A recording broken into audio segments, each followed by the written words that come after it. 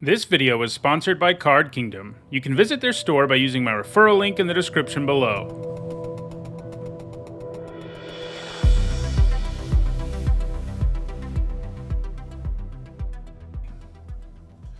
Alright, so I think it's probably just our rare. I mean, it's not an incredible rare, it's not a bomb, but like, it's a pretty good card, you know, comes down, attacks, puts a counter somewhere, does some additional damage to your opponent. If you have other modifications, it gets a little better, but it's pretty good all on its own. You know, Blade Blizzard Kitsune is a reasonable first pick, as are the Arrest and Okiba Reckoner Raid. I think after the Raiju, though, it's just the Reckoner Raid. You know, that's just how this format has panned out. Almost, you know, the Sagas are... If you just, like, had a draft and you literally picked the Saga in every pack, like, your average deck would turn out to be pretty good, I think. More so than if you just did it with, like, rares or something, which is, you know, you shouldn't do that. I'm just saying that's how good the Sagas are. But I think Thundering Raiju is better than the Reckoner Raid. Hi, Obi-Wan. Glad you had a good draft. Okay. Well, I like this. You know, Bronze Plate Boar is quite good. Makes any creature into a threat in the later game. Has decent base stats to begin with. This card has been interesting with build-arounds. I haven't actually pulled it off myself yet, but hopefully we do before the end of the format. We have plenty of time, so probably will. If you have enough discard effects, it gets to be kind of silly. I do like Iron Hoof Boar a fair bit. You know, big creature that can also just be channel, combat trick. But after the Boar, it's probably just Era of Enlightenment, and then the other Boar. It's probably what we would be doing in this pack. Lots of decent stuff, but nothing else quite as good as Bronze Plate Boar, so we're happy to take it. Okay. So this is a pretty good rare. It's not a great one, but, you know, a 3-mana 3/3 with haste, already something you're in on, and sometimes it has Indestructible. The other options in this pack, you know, Voltage Surge, Thirst for Knowledge. Those are the only other things in this pack I'm, like, super interested in. And I think they're both kind of comparable to Risona. I think we just take Risona here. This Saga is one of the ones that's a little less exciting. But it's, you know, it's still pretty good. Just not as good as... I think I would take Surge, Thirst, and Risona over Azusa's Many Journeys. And if you haven't already watched it, today's Needs and Notes is a ranking of every single Saga in the set. So, yeah. I talked about those things in a little more detail. So there's a Greater Tanuki here. It's pretty good. Also a Sunblade Samurai, though, which I like a fair bit. And it lets us sort of, you know, continue on the path we're on now. And I think really just the Tanuki and Samurai, they're definitely the best cards in this pack. So I'm pretty happy to take the Samurai. Its channel is nice. It's a decent thing to play on 5 as well. We will take it. Okay. So we probably take the Fall of Lord Kanda. You know, this is one, I've talked about it a fair bit on stream and on that video where I ranked them. Where if you can't hit anything with Chapter 1 with this, it feels bad. Sometimes you have to hold on to it before you can use it, and it ends up not really adding to the board in that exciting of a way. But the upside of hitting a thing with Chapter 1, and when you do that, it feels amazing. And it's definitely better than Wanderer's Intervention or Simian Sling, I think. So, especially like enchantment synergies and stuff like that are all over the place. So, we'll take the Fall. Oh my, that's a pretty late Rabbit Battery. That's a card I'd be happy to first pick. This thing has turned out to be... I mean, I thought it was going to be really good, but I feel like it's been even better than I expected. You know, just so easy to re-equip to things, and very powerful, so... Sort of feels like red-white at this point is being given to us on a platter. We'll see how long that continues. We're only 6 picks in, but all of them have been things I'm pretty happy with. Okay. Reinforced Ronin's fine. It's definitely better if you're in, like, the artifact deck and you can, like, get bonuses out of the trigger every turn. But if we end up with like, some Samurai payoffs, it's not bad with those. And I think it's going to be better for a deck than Iron Apprentice or the Shattered States era. So, you know, worst case scenario, you can cycle it away, too, so... Can just do big amounts of damage for you early as well. All right, I think we take Born to Drive. You know, if you cycle it, you have a decent card, and if you cast it, you have a decent card. But the fact that if this isn't good to put on one of your creatures, you can just get 2/1/1s out of it is what really makes me like it. I like it more than the Ember Keeper. Could have considered the Gain Land there a little bit, but yeah. The second stage of Fall of Lord Khanda has helped people on occasion, but yeah, you have to do it against like the rare Invoke spell. I heard LSV actually say that he played this once and his opponent had used the rare Invoke spell, and when that happens, it's obviously completely insane. But the blue one steals a creature. All right, Subduer's fine. We've got Samurai and Warriors. It's just going to happen in this deck. And it's one of the nice payoffs for it that really gives you attacks. But, you should basically not expect anything out of Chapter 2 of the Fall of Lord Khanda. It's true.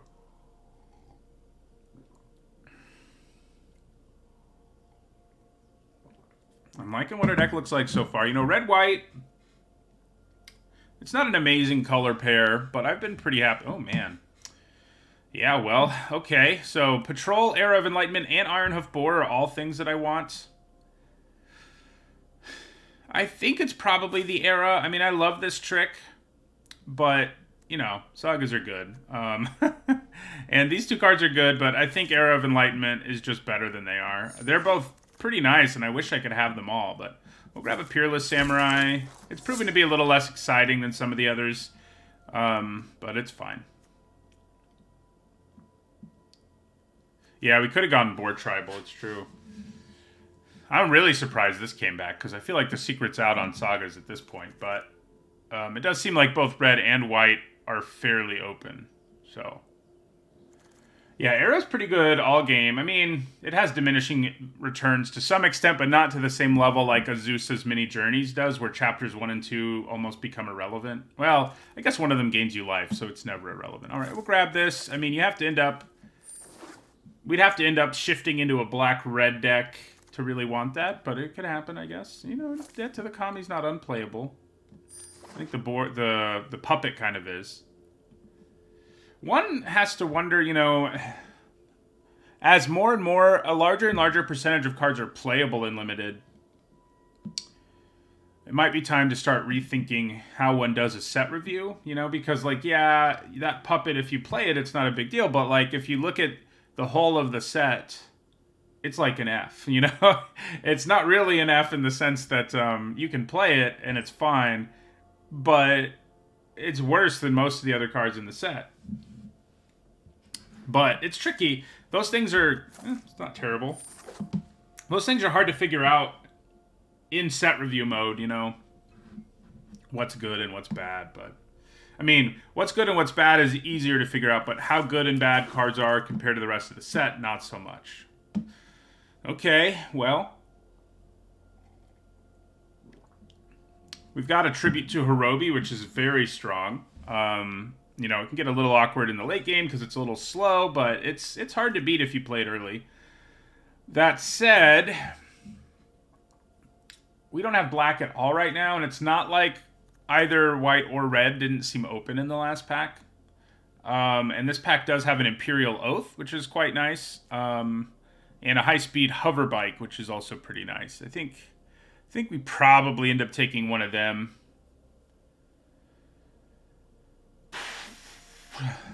Yeah. I mean, Tribute to Hirobi's better. Pack one, pick one, I'd take Tribute to Hirobi. But given where we are right now...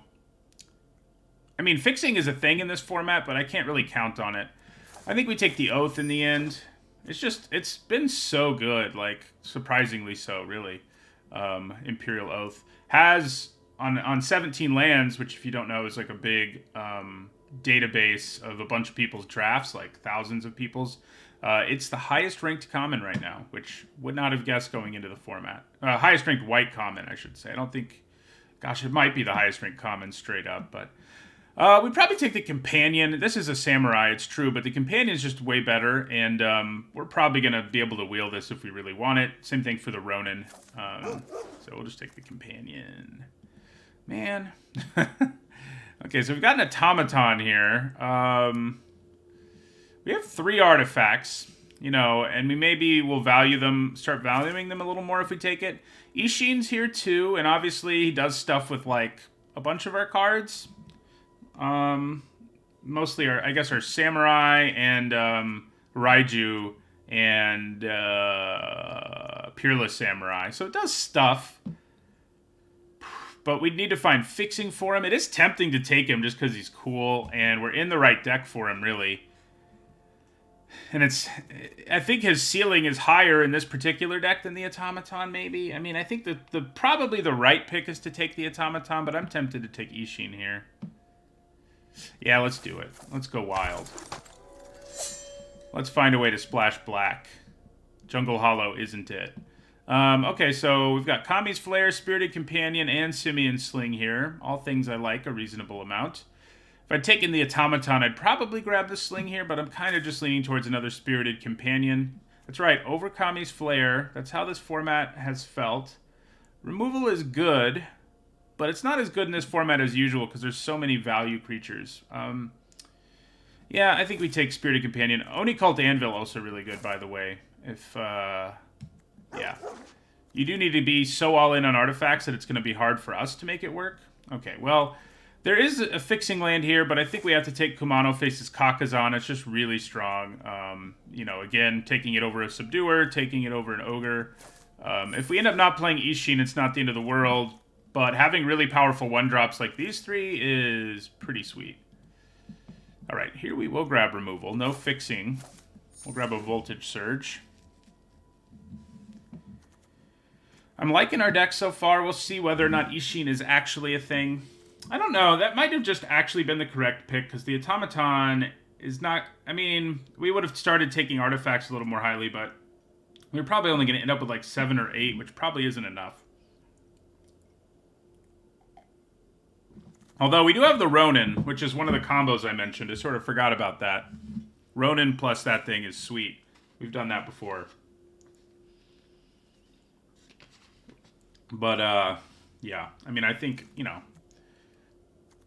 this is a sweet card. Fixing is abundant. If we can just, like, randomly pick some up, I think we'll be pretty happy.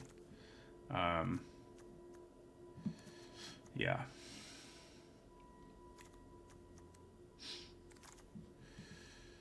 Okay. This pack is not good for us. I guess we'll take the Kitsune Ace.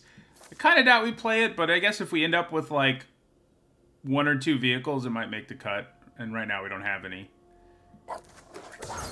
This pack, it doesn't look like red and white are nearly as open as they were in that first pack. I mean, I guess until this pick, things were feeling pretty good.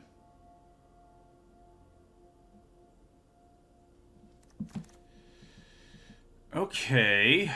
So this pack has a lot of nice stuff. Not a land that helps us, but Blade Blizzard, Kitsune, Tempered, and Solitude. Both things I like. This obviously will do funnier things with Ishin, but I think the Kitsune is just a better card. Like, this definitely can grind you out the game and stuff, but this is just a beater that's got great stats, and I think I like it a little more. I do like... You know, if I could make sure I get one of those, I'd be pretty happy, the Tempered and Solitude, but just having, like, a good, really good, really, creature there, I think is better.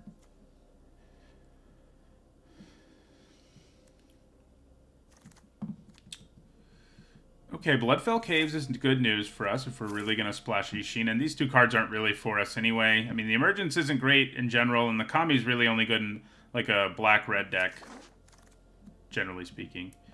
Okay, so I think we'd rather have the Subduer. It's just a way better card than Aki Ronin. Yeah. And our curve, we're not desperate for a 2-drop, so Tranquil Cove doesn't help us. I mean, I guess it could help us if we decide to splash something that's blue, which could happen. Who knows what's going to happen in the third pack. Explosive Entry isn't bad.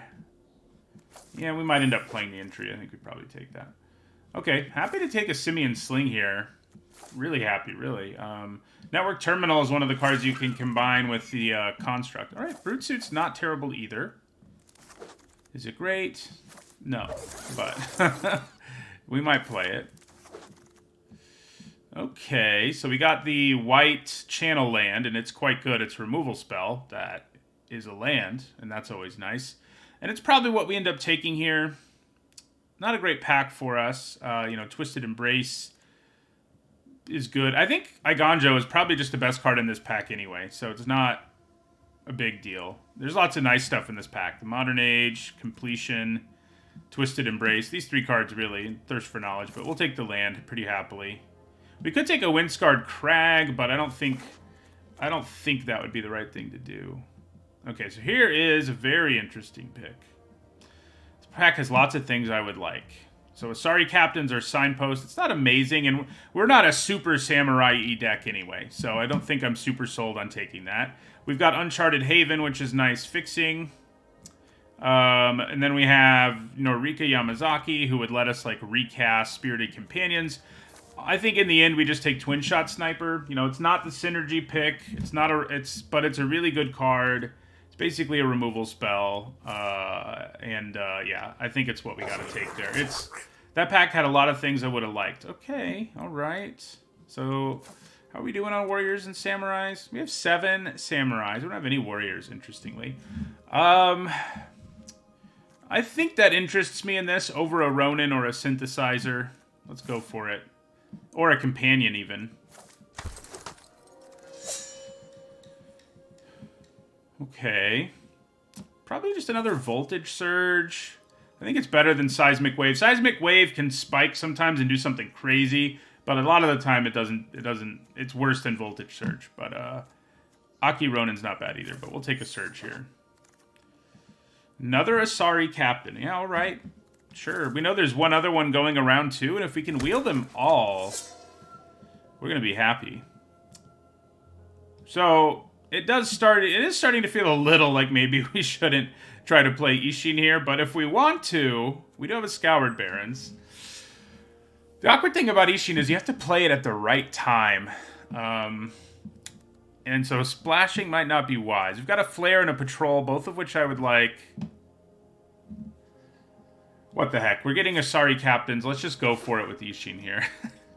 This is probably not the right thing to do, but I think it's what we're going to do. If you know what I mean. The Ogre's fine.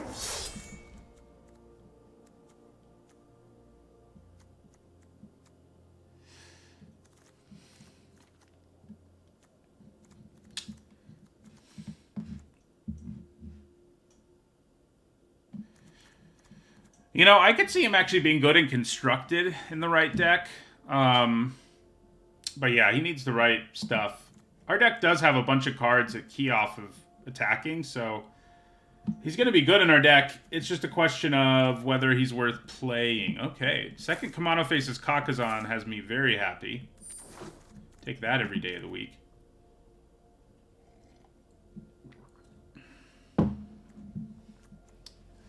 Doesn't look like we're probably playing Kitsune Ace or Brute Suit in this particular deck.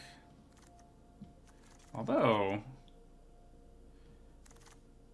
it would trigger our guy, our Ishin, but not in any meaningful way. Untap the Ace. I guess the Ace could cruise something else or something, but yeah. Okay, here we'll take a Ronin.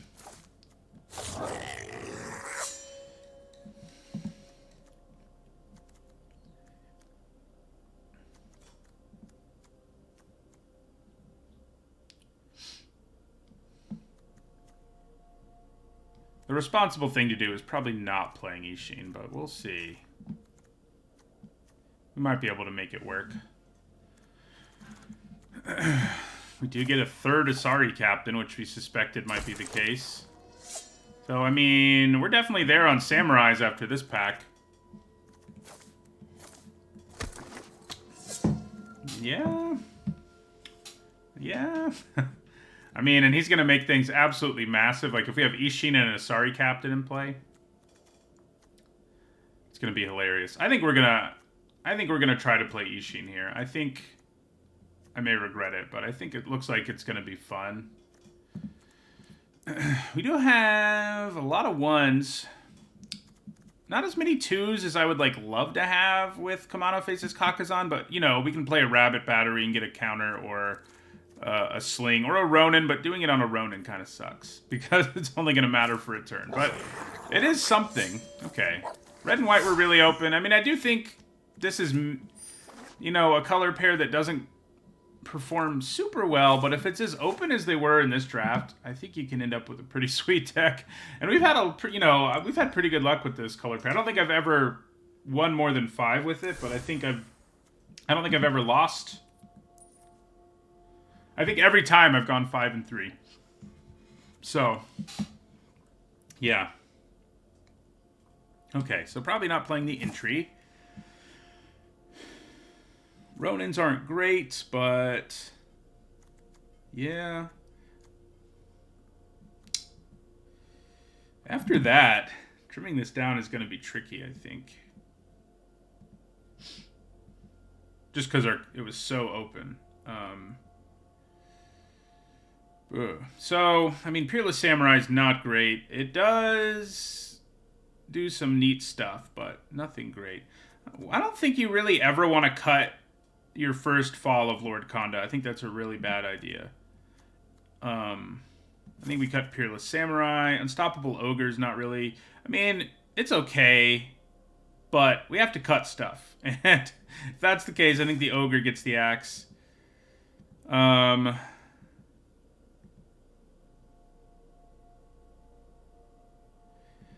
Yeah, I mean, is cutting Ishin the responsible thing to do? Probably. Is it what I should do? Maybe. Yeah, so open.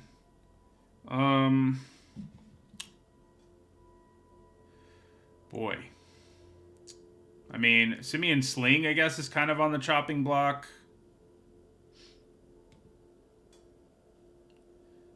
Born to Drive, maybe, too. I mean, I like it a fair bit, but we have enough ways to, like, buff our creatures, namely these, that we may not need it. You would always cut Konda here. I don't think that's right. I mean, this deck, maybe in this deck it could be, but it's hard for me to imagine that being right.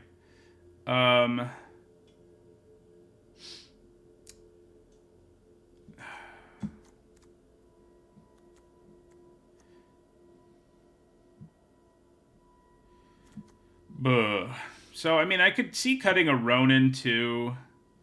I mean, the sweet thing about them is you can play them and attack with them with, like, a Sorry Captain in play, and that can be funny. But, Andy, they cycle themselves. Gosh, this is a hard one. So many playables.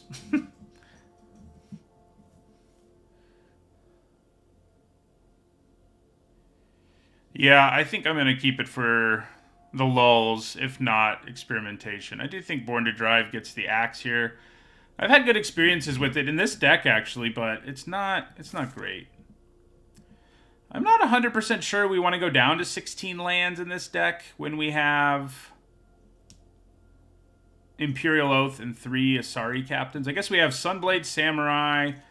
Aki Ronin can find us lands in a pinch. Era of Enlightenment can too. And maybe we could do 16. We can cycle this in a pinch. Yeah, we probably have enough card draw. We could swing 16. That's probably true.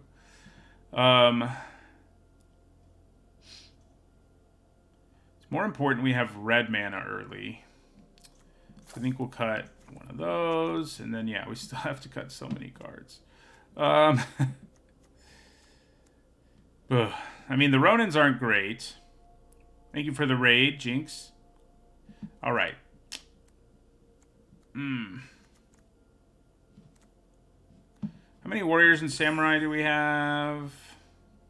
1 warrior and 12 samurai. So we can afford to cut a few medium ones, for sure. And I think Aki Ronin is definitely a medium one. We do want 2s with our 2 Kumano Faces Kakazan. But we do have a decent number.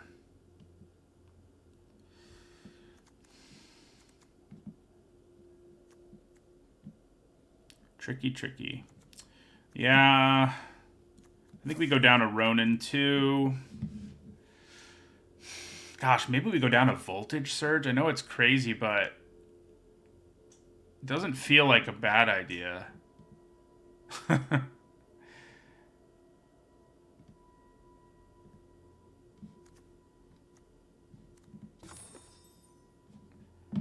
Definitely don't cut the Trample Bore either. You're crazy, MCG.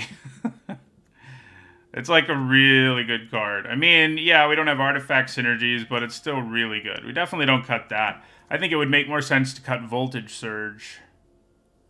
Or like...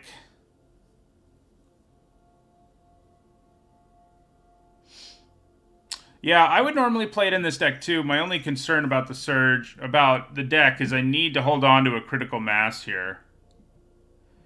Yeah, the Subduer's not, like, incredible, but it definitely works in this deck.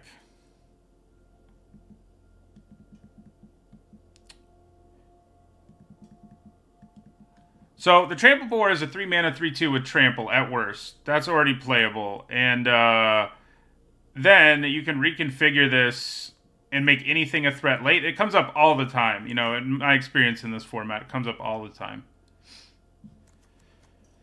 Okay... Sadly, though, I mean, Simian Sling isn't on the same level. It has, you know, similar problem. But, yeah. Tough cuts, man. Tough cuts.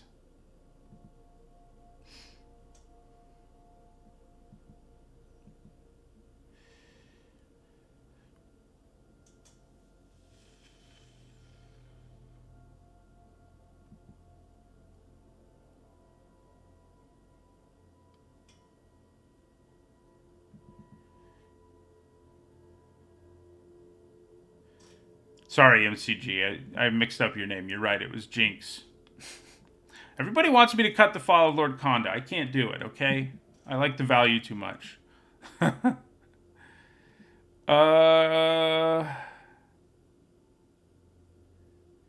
maybe it is just Blade Blizzard Kitsune. It doesn't do stuff with all our all of our cards. I mean, it's so good, but I think it's worse than the Boar.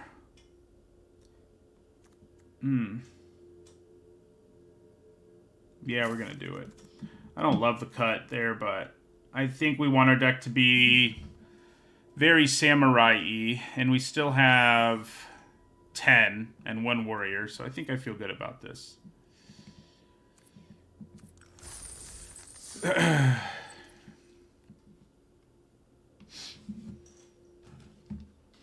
The Fall of Lord Konda doesn't synergize, but it's such a value removal spell that it's pretty hard for me to want to cut that first copy. Unless I was like a crazy low curve aggro deck, but we're not really.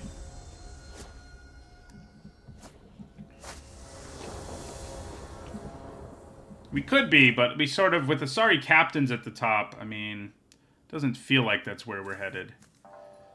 Pretty good hand. This on 2, this on 3, this on 4. I wish we were going first, but still pretty good.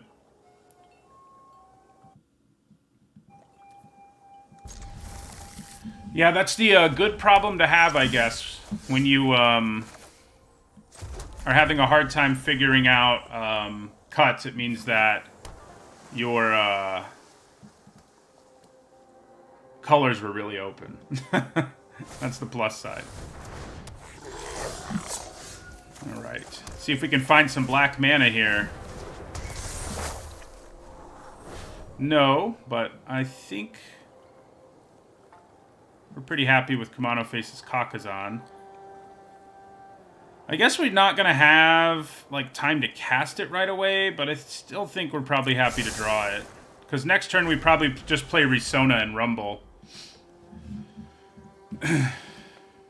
Risona into Raiju is pretty spicy. Jeskai. Yeah, you can rummage here if you want.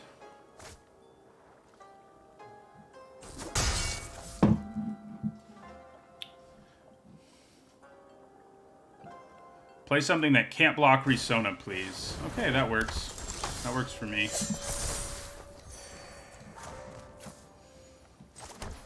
Now, they can just attack back and take away her indestructibility, but I think that's fine.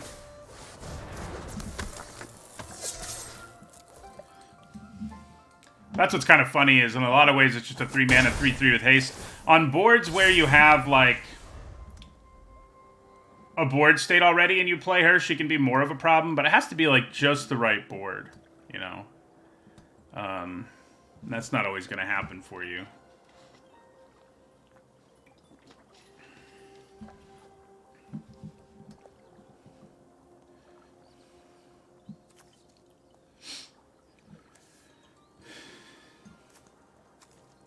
Mono faces Kakazan. So they get to discount a spell and rummage here.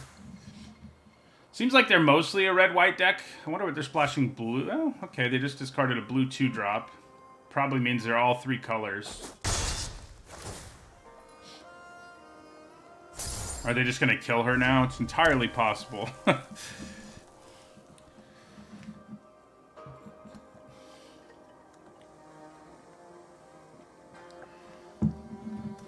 So this might be a little awkward, depending on what we draw, because we may not have something to take advantage of Chapter 2.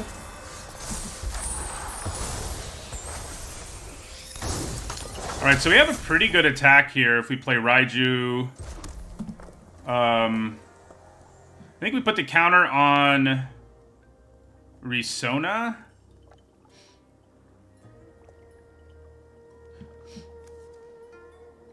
Yeah. They can't kill either of them.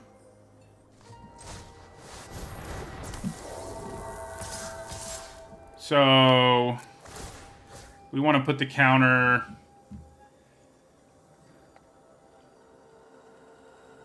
I guess it makes it more likely he's going to be able to keep attacking if I put the counter on him. And we probably want the Raiju to keep attacking more than Risona at this point. So I actually think we... Now, I don't get to do... I'd get to do an additional damage if I put it on Risona, but I think we put it on the Raiju.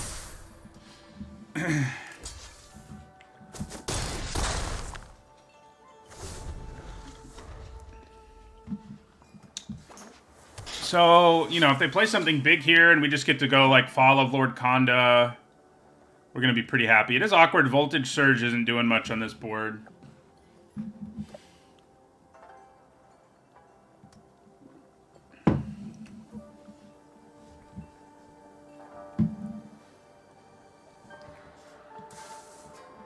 But what are you going to do? Thank you for the follow, by the way, Giovanni, and that's all. So yeah, they rumble.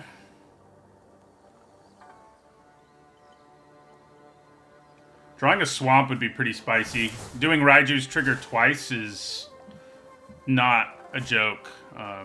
Like, that's some real value. They've discarded interesting cards, like all cards they could play, so it makes me wonder what they're trying to find.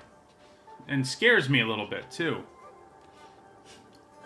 Like, those are all cards that would be perfectly fine for them to play, but they haven't.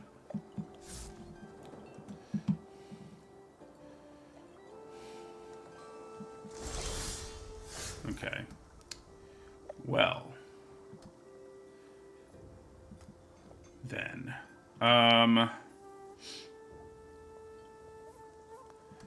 Right.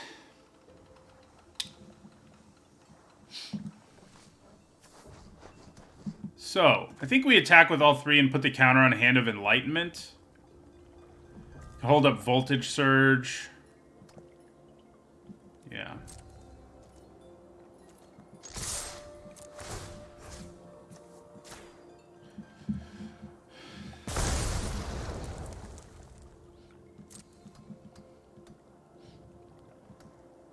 Then we play Kamano faces Kakazan.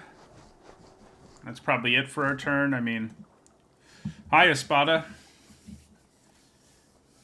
We could think about cycling like Sunblade Samurai, but that doesn't feel great to me.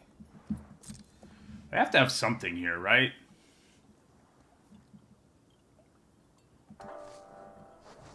Yeah, they've got a Wanderer's Intervention or something. Okay. Maybe they don't. Ah, Suit Up. God, if only I had an artifact in play for our freaking Voltage Surge. Well, I could use the Surge here to kill the Puzzle Maker at least. Which I don't hate.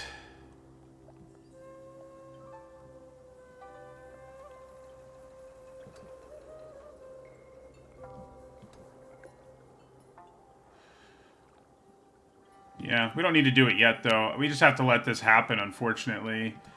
I could Surge so it dies, but it's not as much of a problem in the long run.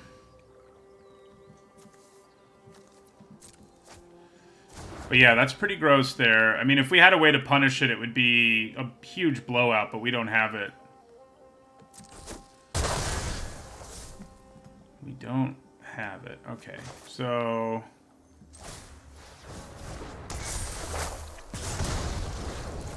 we'll go ahead and finish off Puzzle Maker here.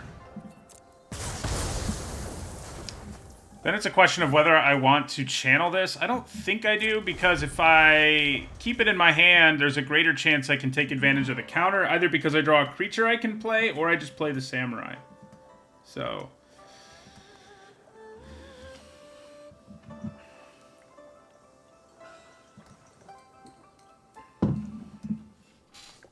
yeah, you're right. I mean, in this specific situation, the Sling would be better, but... you know, if they play a big creature, Sling wasn't going to deal with that. Poor Raiju. I mean, he gave us plenty of value for what we paid, between a counter and some damage. Uh-oh. Are they going to go off with Containment Construct? It's a real possibility.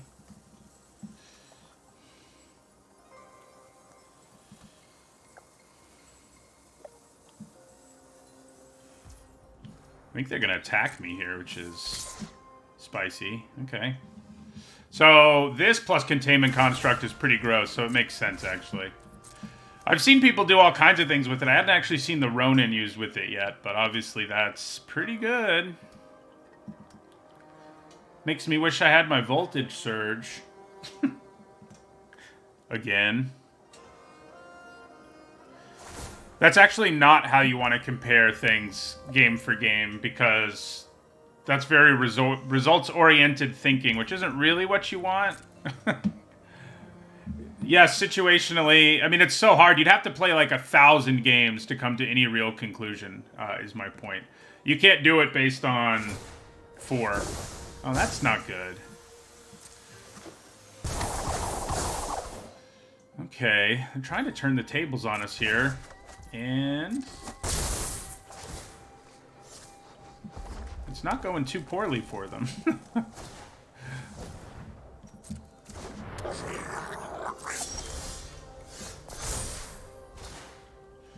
Okay, so we did draw something we can get a counter out of.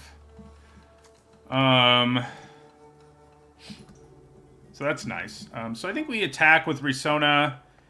We're down with the trade. We're down with whatever, really. So we play a 4-3 Subduer here. Oh, I should have played the Subduer first. I was getting too fancy. If I played the Subduer first, I could have made this attack even better, but what are you going to do? So it almost feels like I need to kill this most of all, because the card advantage they're going to generate is a problem. I guess if I kill the Ronin, I don't have to worry about it. So maybe I just want to kill the Ronin.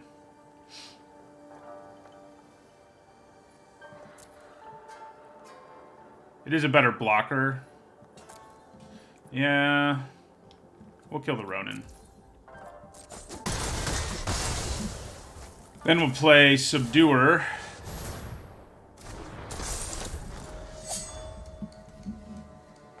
We get a 2-2 with haste next turn. Damn it. Definitely should have killed the construct.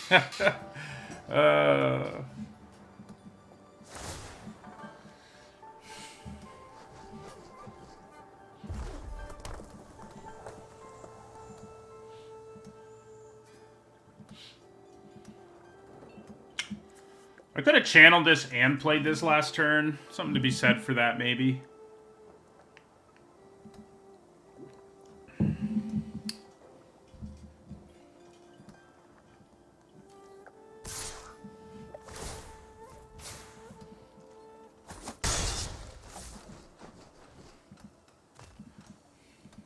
We were the beatdown, but things definitely evaporated on us a bit.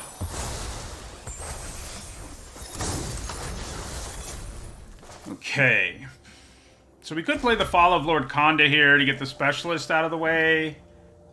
And then swing with both of these. I could also just attack with the Subduer, tapping this. And then play Sunblade. It's not bad.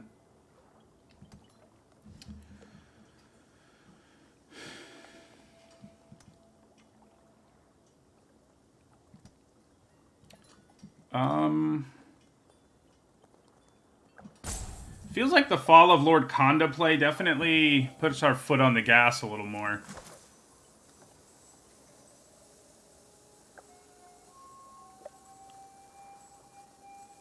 In terms of damage, that is. Puts them in a awkward place. Yeah, let's do it.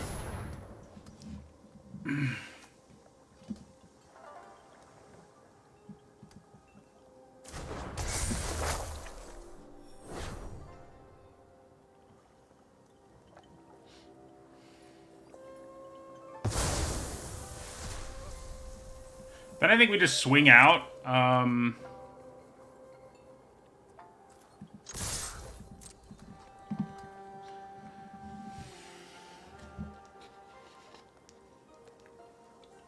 Obviously, if we drop them to 2 here, we're pretty happy.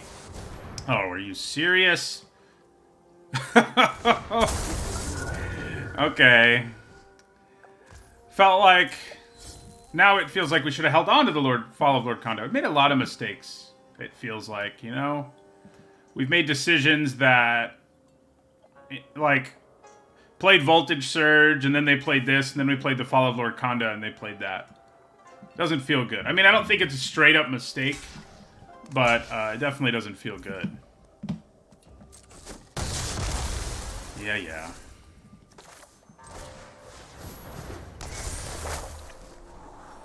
Imperial Oath is good, but I can't currently cast it, and I'm not that excited about Aki Ronin either, frankly.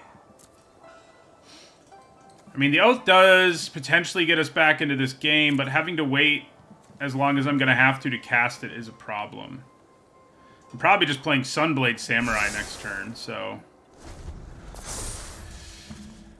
I think this game has evaporated on us. The value from Containment Construct plus they're playing this bomb is hard to overcome. I made the wrong choice when killing the I killed the Ronin instead of the Construct. Hindsight is 20/20. Oh my god. Oh boy. Yeah. Okay. Interesting. 6, 8, 9. I guess I can do like 10 to me here.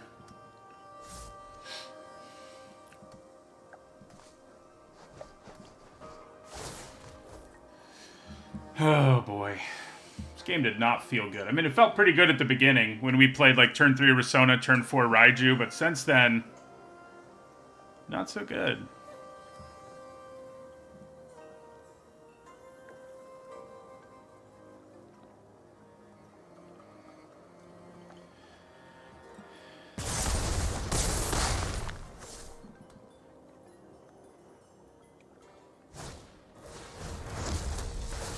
Not particularly concerned about that.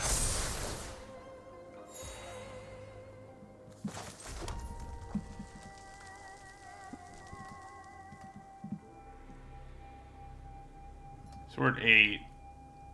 They can easily do 8 to me next turn if I attack.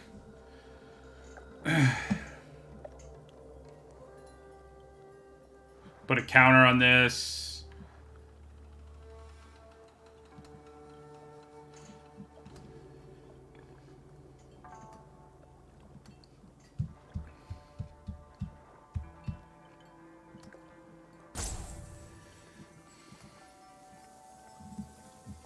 They're going to get a flyer too this next turn. Yeah, we are SOL, I think, here.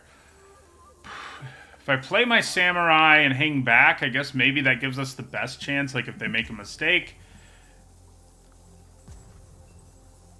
They'll just take this if I attack, because this has Menace, yeah. So we'll just play Sunblade and pass and hope we get some value somehow. Yeah, he had a great thing to play every time we played removal, it's true. It didn't, definitely has not gone our way. And we had, you know, this in our hand forever.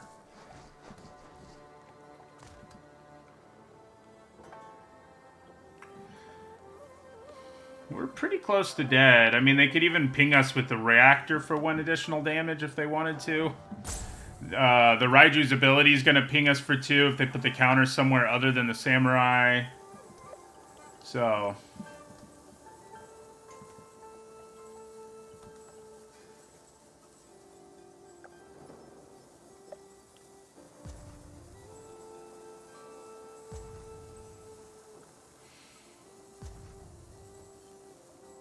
I get both of these next turn, which is cool, if we're alive, you know. Not sure we will be. They did put the counter there. Oh, I think that means we're pretty much dead, though. We have to block, like... Oh, I think we're just dead. Because we don't have 2 blockers for that. We can block each of these, but we still take 7. So we take 7 no matter what.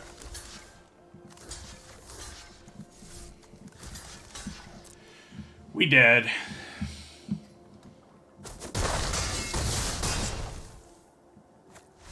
Even if we could have been at 1, the reactor actually could have pinged us 1 damage.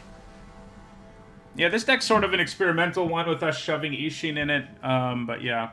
What we needed to do, basically, was draw our Signpost uncommon off the top and just, like, swing for lethal or close to it at some point in that game. Like, there were lots of board states where that would have sealed the deal, but we didn't do it.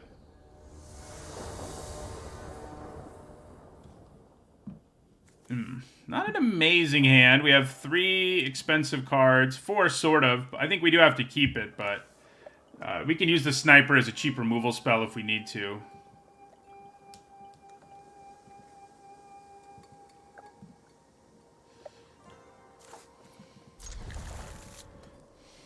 Chances are decent that we draw some cheap stuff. Just because all of it's still in our deck. So we have the Year of the Rat sleeves now, along with our Birds of Paradise sleeves. Hey, we got our black mana right off the bat. How about that? So if we draw Ishin in this hand, he'll do something. Alright, luckily our opponent didn't do anything on turn 2. We're just going to pass. We'd ideally like to just cast this, but...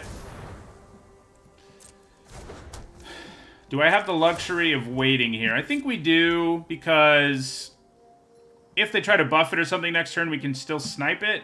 And if we play this on turn 4 and kill that, it's just going to be way better value. So, and now we have a Voltage Surge too, so definitely the right call. I mean, since we drew what we wanted.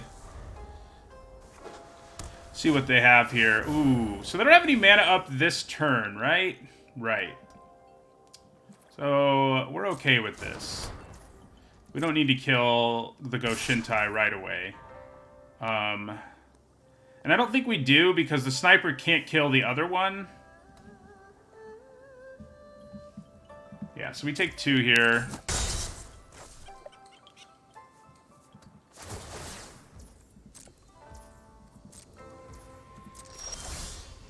So the crappy thing is that they're still going to have this Goshintai, which... not great news. But we do get some nice value. Well, that can't actually quite kill our Sniper. It does mean they can get in for 1 if they want to. So that's cool, I guess. Yeah. Yeah.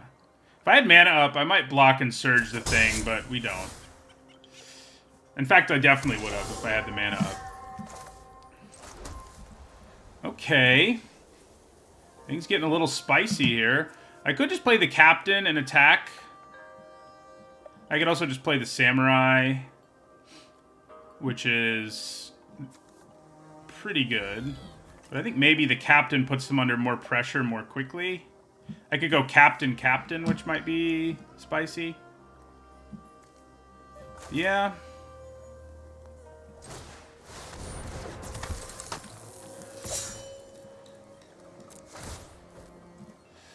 That is crew 4, so yeah.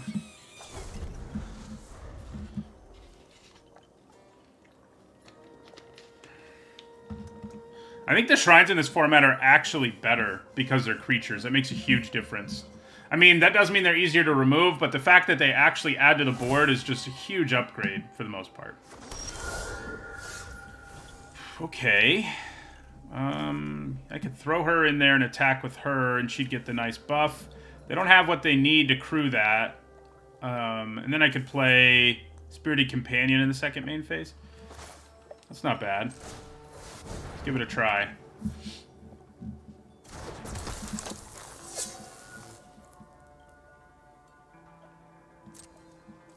We do have an artifact in play if Voltage Surge becomes relevant. So yeah, let's just attack with her. She'll become a 5/3.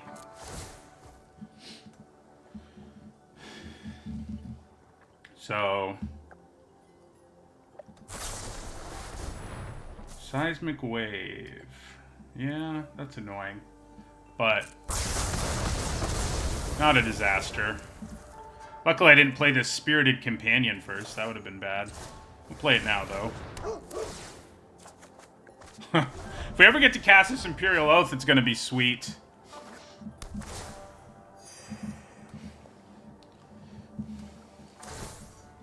Yeah, all these creatures are annoying.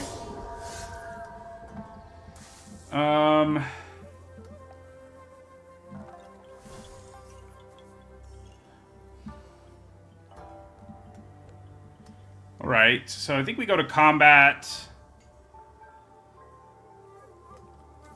Do I want to play Sunblade and attack with the Captain? That's not bad. Yeah.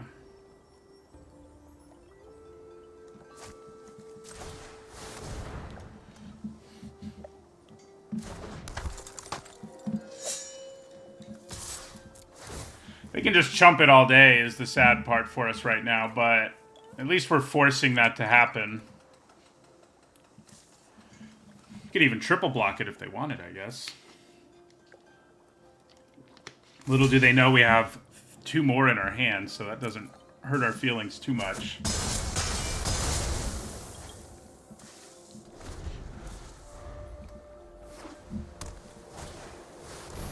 That's not good. I guess it can only kill our companion right now, so that's good news. And I can surge it, that's also good news. But the value they get this turn is still pretty gross. Pretty gross. Yeah, so... definitely Voltage Surge here.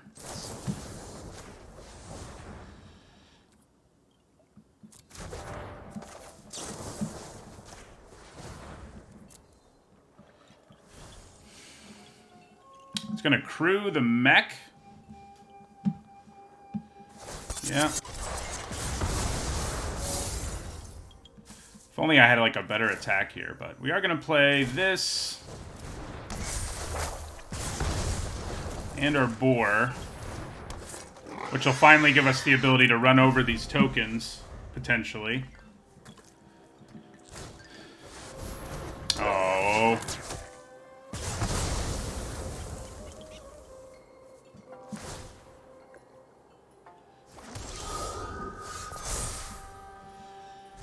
Okay. Well, I think we slam this Asari Captain. It gets a counter. We attack. We could just attack with Sunblade, actually, which might be a little better. Still get the counter, of course, so...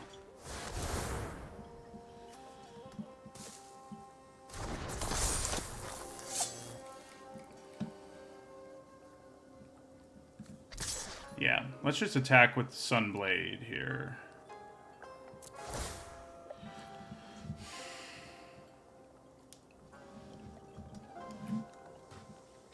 crew the mech and block. Yeah.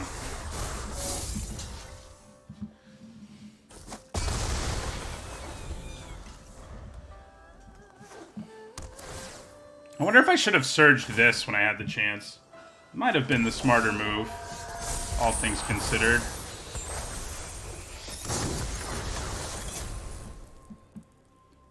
Okay. So Moth Rider Patrol. Man, that twin shot sniper's annoying.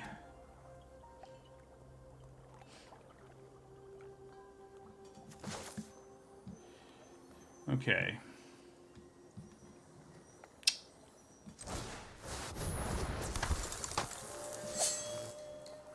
Do I rumble with the smaller one here?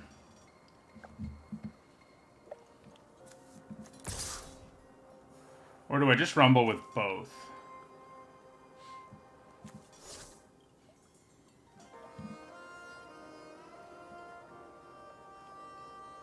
I think we want to hold on to one of them if we can because of Imperial Oath plus Moth Rider Patrol at some point, but...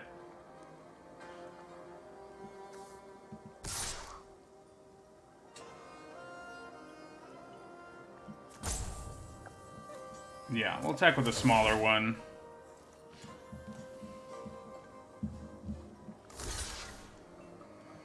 It will get a sick boost, but the problem is their twin shot sniper. Oh, we're giving up so much value because we just have to keep attacking. If we could get our 6th land, we'd be in business, but hasn't happened so far. Hey, there it is. Alright, so let's Imperial Oath. We actually probably don't attack this turn. So, I actually don't think we want any of this. We need something that adds to the board immediately. None of that is it. But now we can start throwing these tokens at them next turn, and our own tokens getting huge buffs is way better than what we've been doing here. Alright, so we play a patrol. We play a rabbit battery. You know, I wonder if they have farewell. That would be really bad news. We buff one of these. And we attack with it. Yeah. So now they're in chump block mode, which I think is better for us overall. Farewell would be so bad.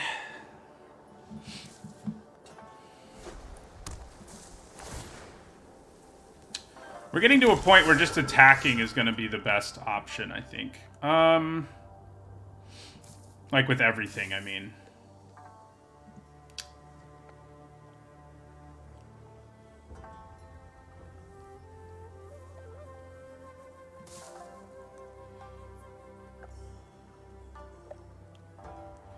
So...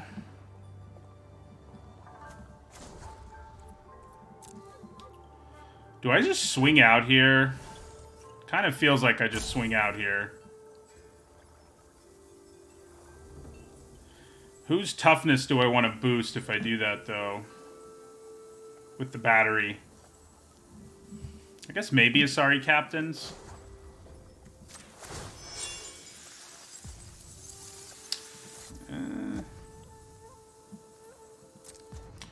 I don't think so. I think this is fine. We'll just swing out here.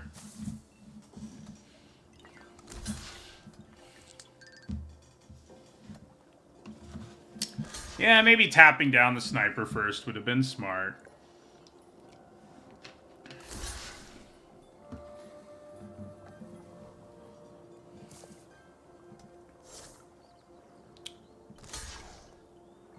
Yeah, you guys are right. I should have tapped down at the end of their turn and then finally attacked them. Instead of what I did.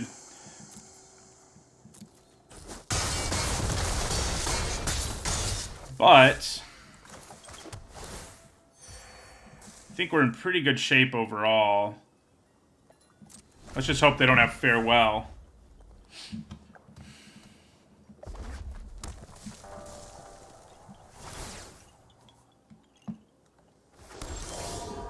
Ooh, finally. Some removal. So, swing out again? Yeah? Okay. That's the plan. Oh. That makes swinging out way less appealing. I think we'd probably still do it, thanks to our Iganjo. They've dealt with every Asari captain, which is really sad, I think. Alright, let's get rid of that Ghost Shintai. I've had enough of that.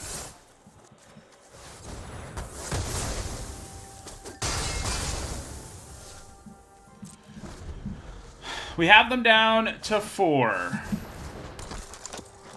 Which is nice. So is that. Sort of.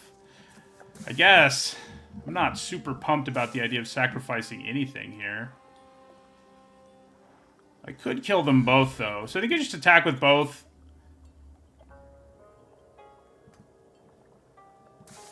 Yeah.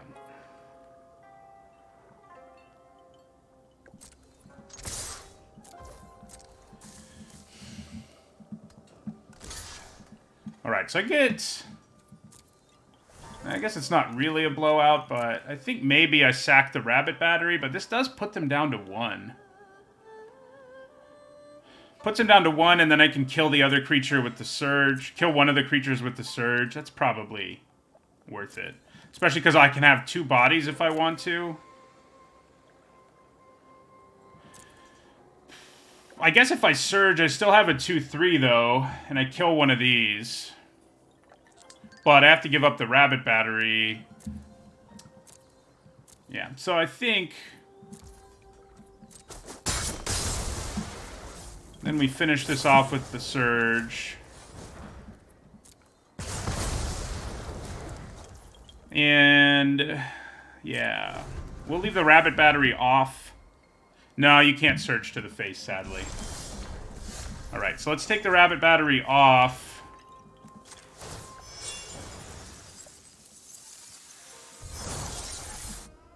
This could go really badly if they have something in their hand, but... okay, they do have something. Sad. So, no attacks for us. They could have waited till we attacked, which I think would have been better, because they could have also blocked our 2/2.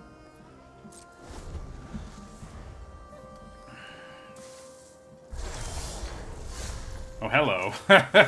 That'll work.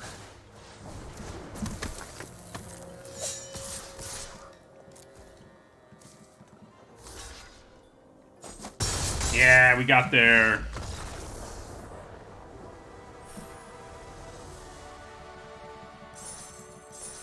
Oh yeah, the 1/1 would still be attacking. That's a good point. That's a good point.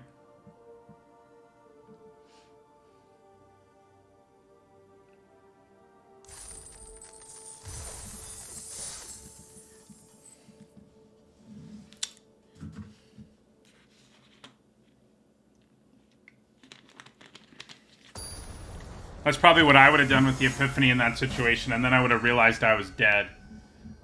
Because I was going for the value. Okay, turn 1, Kamano. Turn 2, Rabbit Battery is pretty spicy. We actually have the mana for Ishin, which is really spicy. I think, you know, it's tempting to try to... oh, hello. How about that? It's tempting to play this first so we can play turn 3 Ishin, but I think getting on the board first is probably just better. Then next turn I can play... oh, I can only play one of those, which is a little sad.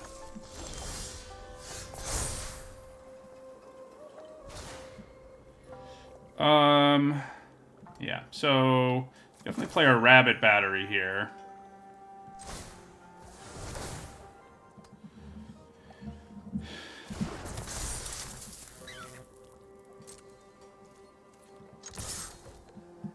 Do they have Voltage Surge? Oh, they have Kami's Flare. Close enough. So we can play a turn 3 Ishin now, but... I don't know. Will that actually make sense?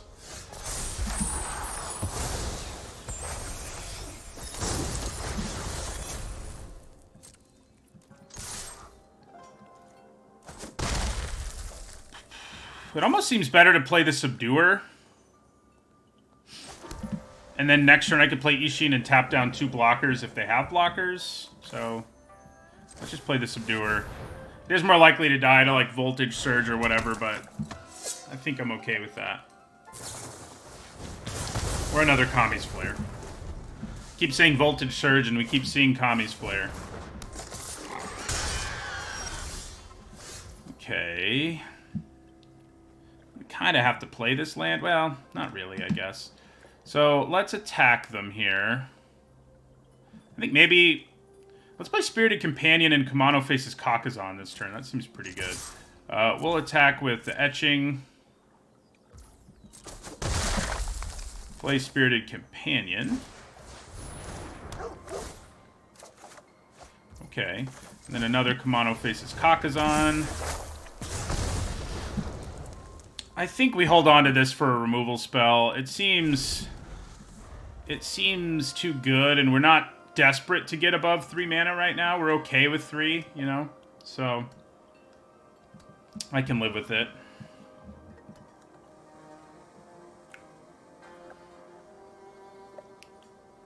So, whichever one we play next turn will be a 4/4, whichever 3 we decide to play. I mean, I think I'd block the Sling. If they want to use a trick or whatever, it doesn't really make that much of a difference for us. We drew a card. Yeah. It does damage to us, but that's not something I'm super alarmed about. Well, maybe I should be, though, huh? Okay. It is starting to feel more and more like maybe I should be playing the Aganjo as a land.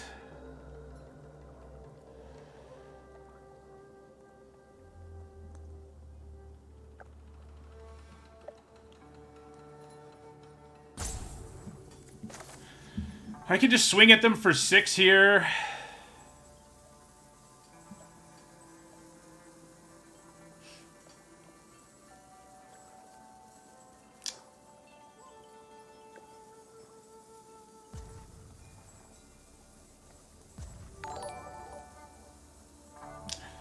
It would give me... I'd only have 1 red mana is our problem, so we don't actually have more of a clock. Unless I draw... I mean, if I knew I was going to draw a land, that would be one thing. But I think we try to just race them here. Drop them to 8. Shouldn't be that hard for us to find lethal with, like, the Ronin plus this coming down next turn. I think we keep holding on to the land here.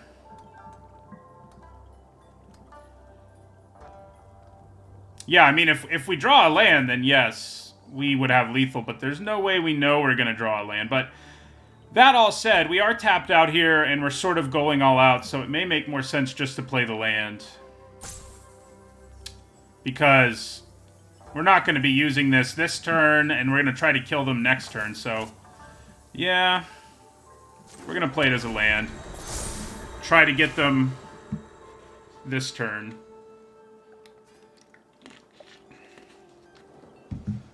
The sweet thing is, if they decide to hang back, Risona stays indestructible. I mean, I would guess they at least attack with the Sling here, so Risona's not indestructible, but...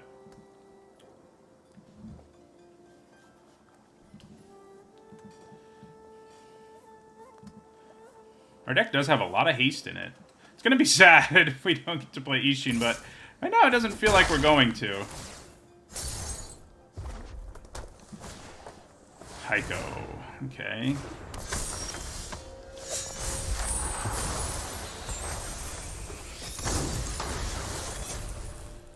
Well, that's not great for us.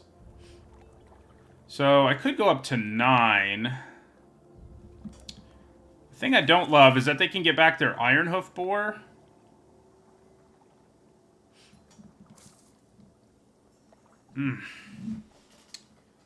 Yeah.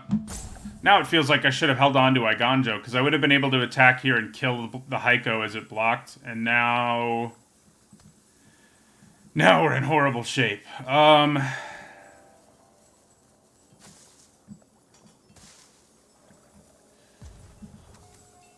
This is indestructible right now, actually. But if they attack and make me block, and I'd have to, the sling will damage us and it'll lose indestructible.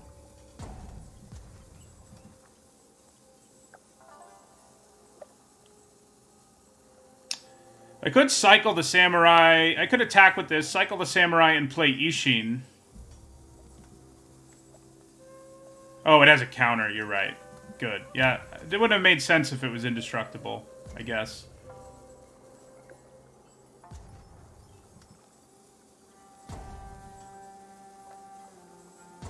Okay, so... Oh!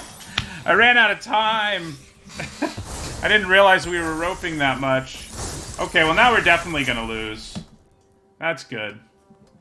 That's great. I should have cycled this and played Ishin, I think, and attacked with Risona. Now I think we're dead.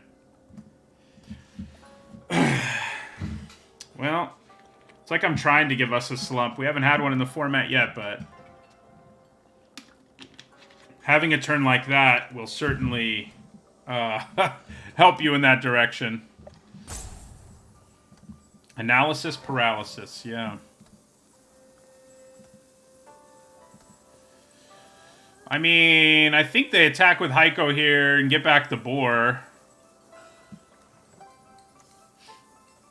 Oh, you're right. I was definitely too worried about that. I definitely should have attacked, cycled this, and played Ishin. That was the best play. And it would have had a good chance of winning us the game, I think, if I hadn't effed it up. I think we would have had a pretty good chance. Like, not this turn, but eventually winning us the game that way. They could put the sling on Heiko, which would be bad for us. I think. Yeah. I really effed this up.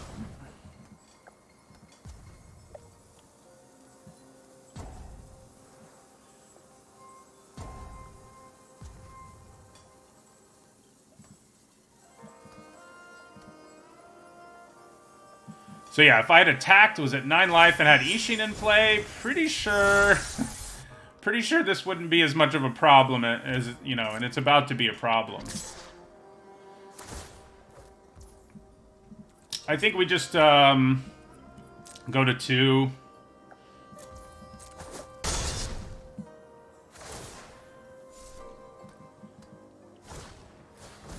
Uh-oh. So double Simian Sling is enough to kill us next turn. If we don't gain some life here.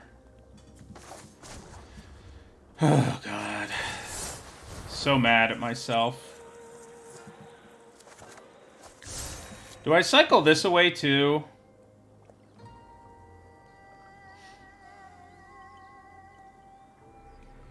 Probably not.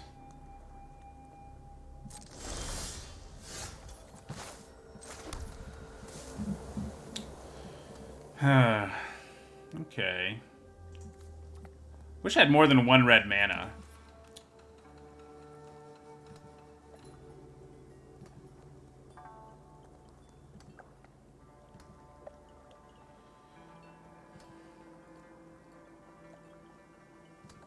Trample is such a problem.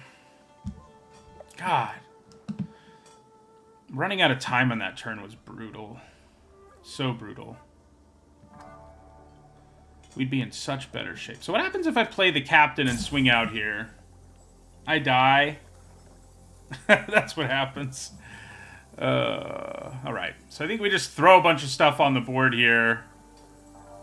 As many bodies as possible seems like the plan. We do get to cast Ishin. Basically every decision I've made, I've like immediately regretted on my opponent's turn this draft. That hasn't been fun. Like playing Iganjo when I did, you know, I ended up not attacking at all, so I guess it wouldn't have made a difference, but it would have been way better. So if we draw red, we could play both of these and attack all next turn, which might be spicy, and obviously the patrol is really spicy. If we play captain and attack with patrol, and we still have this board, we could win, but we have to block a bunch here for things to not really go sideways on us. Can we win the game despite me running out of time? I definitely don't deserve to win. God, that's frustrating. I'm not sure how many times that's happened to me. Ever. Not very many.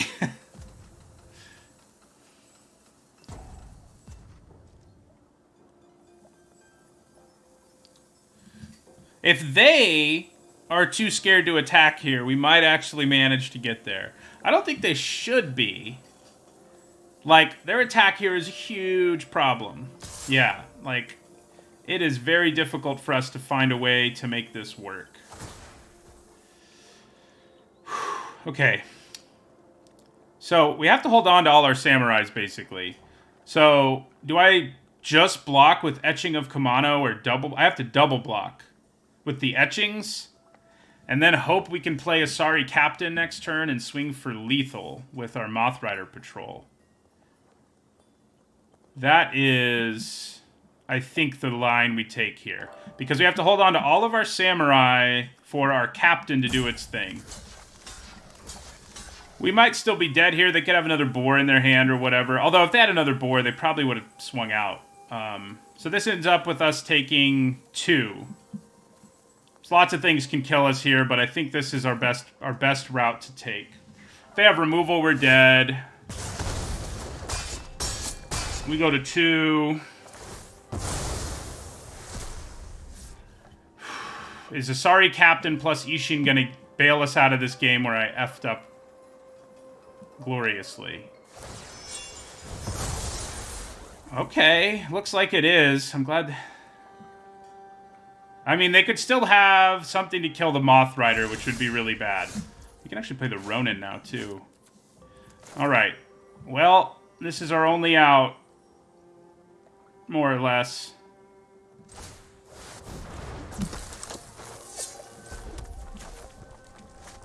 Let's try.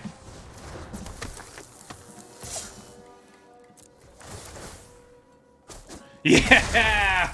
We got bailed out by our Ishin, which is nice. Oh, man. Yeah, I like the rat sleeves, too. They're on sale right now in the store. Say that like I'm an advertiser. I am definitely not the most famous Magic YouTuber on Twitch. I can tell you that much. I mean, it depends on what you consider a YouTuber. There's a lot of Magic streamers who are bigger than me on Twitch who have YouTube channels, though, who are like, wait, you know. Yeah. Well, I'm glad we got to get bailed out by Ishin there.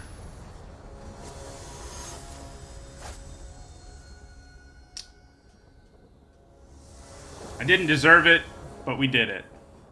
Man, this is another pretty slow hand. I do think we keep it, but it is kind of a problem.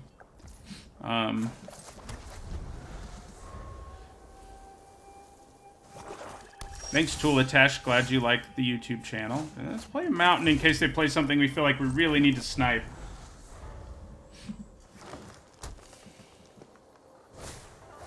Uh-oh. Don't like that. Them playing that on turn 2 is not usually a recipe for success for me. We may be able to outrace them, though. Okay. So I'm probably gonna need to snipe this thing. Especially if they play a land. And they do. So yeah, we snipe it. This way we can play our Raiju next turn and start going for it.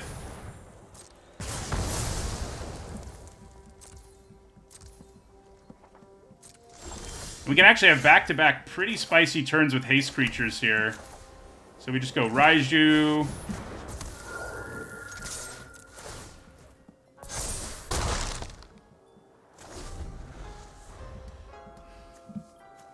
Yeah, I mean, I guess I'd say I'm primarily a YouTuber, and there's a lot of creators who are primarily Twitch streamers. We're sort of different. Okay. Don't love it, but we do just play Asari Captain and hit them again, and then next turn we play Imperial Oath and hit them really hard.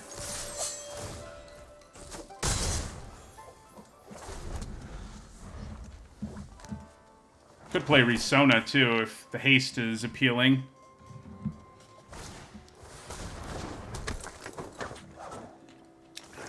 Land, okay.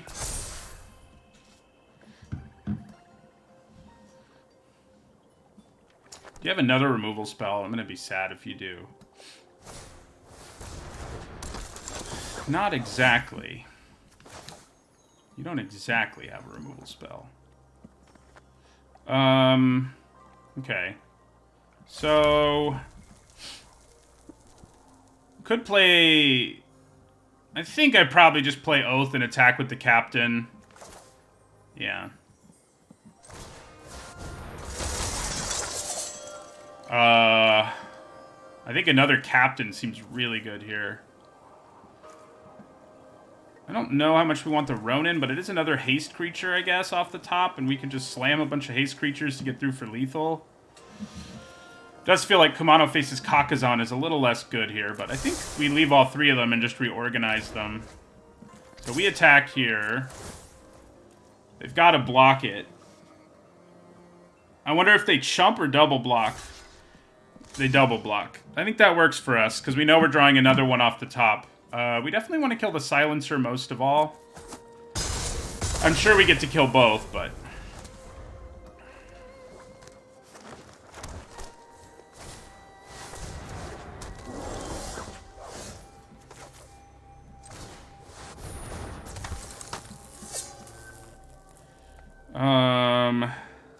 Yeah, we'll just rumble again, I think. We could swing with all three. Might just be worth it.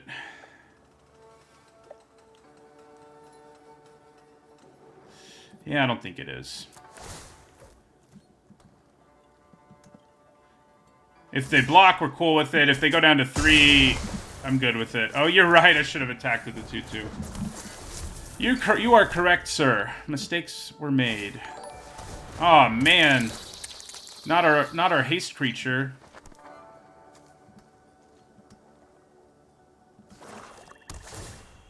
Okay. Well, I think we're still okay. I think we play the Ronin. I think we suit up a token. And I think we swing out.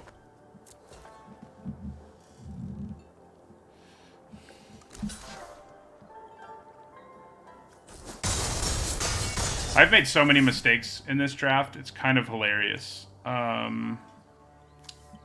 Slash awful, but, you know. Do I want to reconfigure this now? I mean, I know I'm drawing a 1-drop, so I don't really need to, I guess.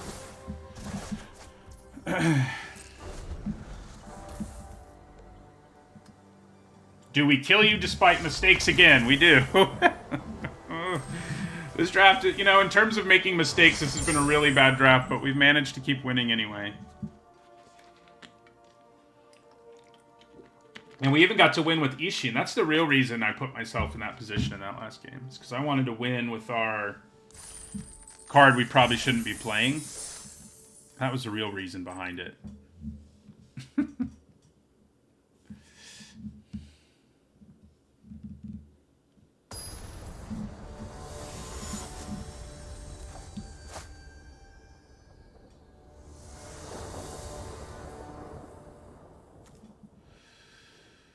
Okay, we actually got a 2-drop this time around. That's nice. We also have Ishin mana, should we draw him.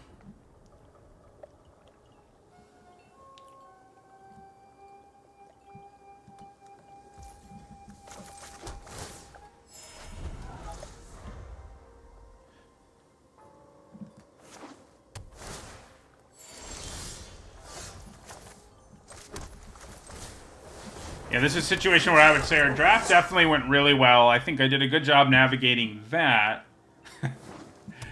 But the games have been not pretty overall. Do I want to rummage here? I probably end up rummaging. Although I could just play Rabbit Battery and swing with both. That's really not bad. Yeah. I guess I'm actually going to do that.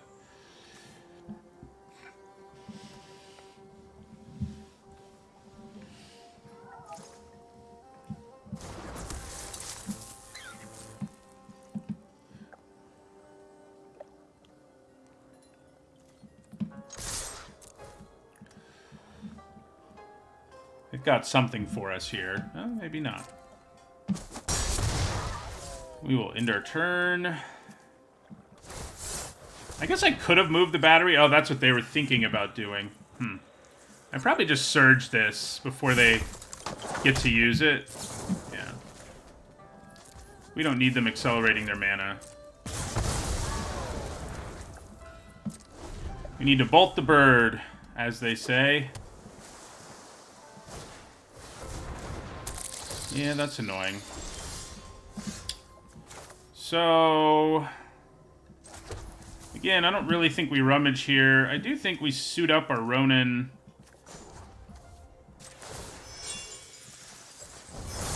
And pass, though.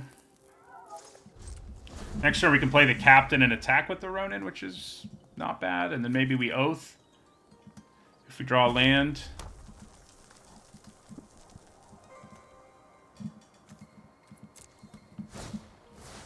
Uh-oh. Somebody about to pull off shenanigans with that again? No. Alright, so yeah, I think we play our Captain here.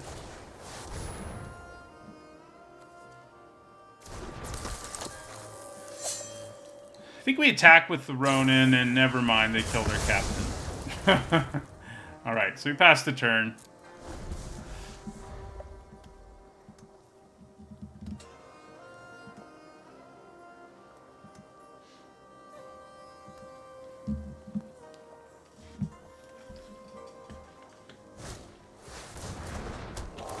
They're just playing that to have a big boy.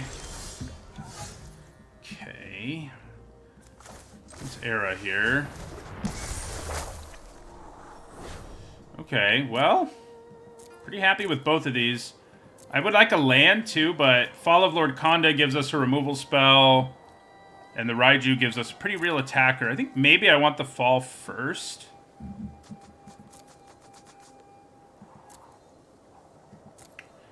Yeah, I think that works.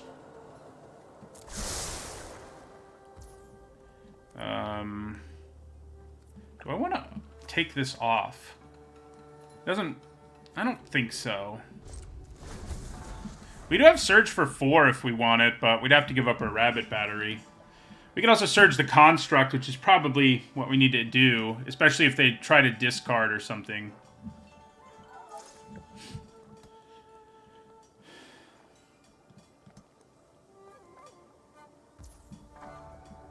Yeah, we're probably taking 4 here.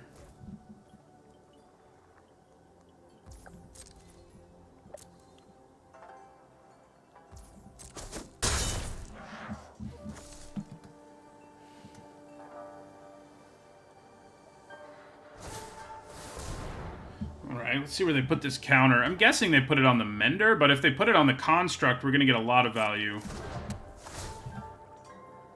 Yeah, they put it on their Mender. Sad.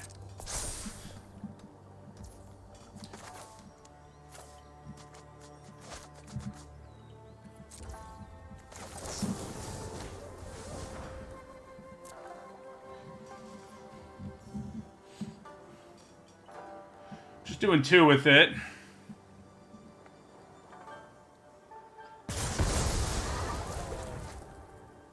Then we get Fall of Lord Konda off the top.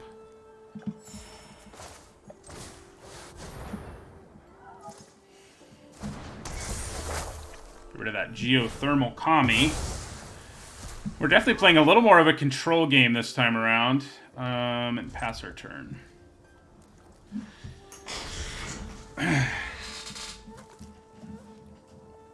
They could ramp into something that's even more of a problem, but I think thinning out their board here ahead of like our Raiju is probably what we want to do.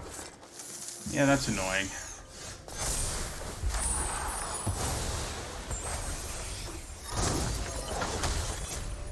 So the Raiju doesn't actually have that good of an attack here. I mean, he could put a counter on himself, but they can just triple block him and kill him. Doesn't really seem worth it. It also does 2 damage to them, but they also have a Circuit Mender. I think we honestly just passed, which is sad, but I think that's what we needed to do there. They're probably going to move that Cuff to something. Uh-oh. Yeah, that's a problem.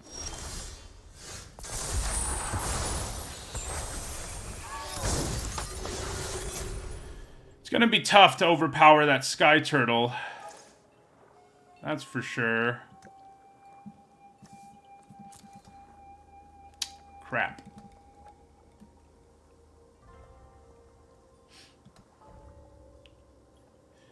Do I cycle my Ronin? Probably, yeah.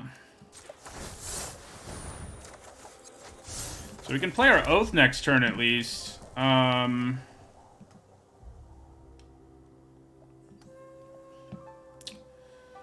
Yeah, I could move the Rabbit Battery. That's probably our best bet here.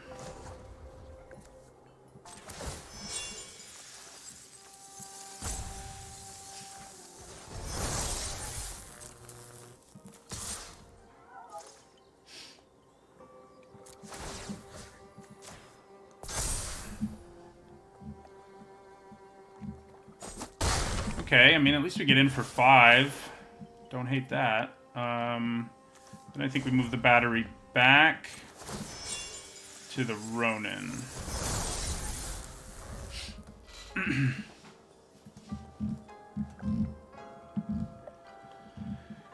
This should gain you 2 life or something, too. That would be sweet right about now. Freaking Sky Turtle. All they have to do is put that cuff on something, and then I'm really not going to have good attacks. Oh.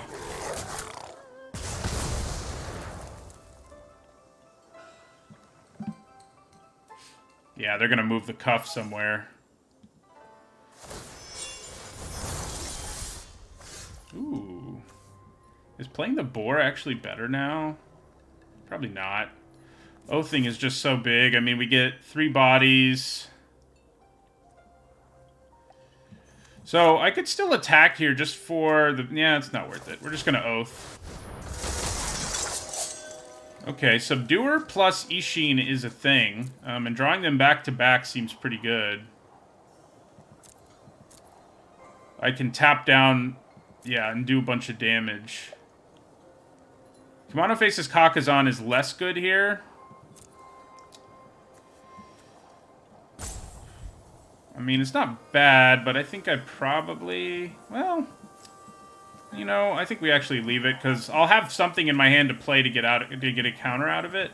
So, Ishin does immediately let us put 2 counters on something with an attack, so maybe... Do we want Ishin first? Yeah, the turtle does kill us in 2 turns or so. It's true. I think we actually want Ishin first. And, yeah. May just be a situation where I have to swing out. Like, yeah. So next turn I can play the boar and Ishin, which is pretty good, and then just attack. Oh yeah, now the turtle kills us next turn. That's not good. Well,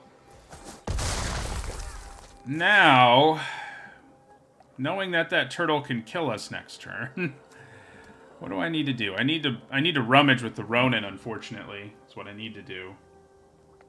Except we know we'll get to rummage twice. Except we won't, because we only have 1 card in our hand. Why'd they have to put a counter on that thing? Without a counter, we had a chance.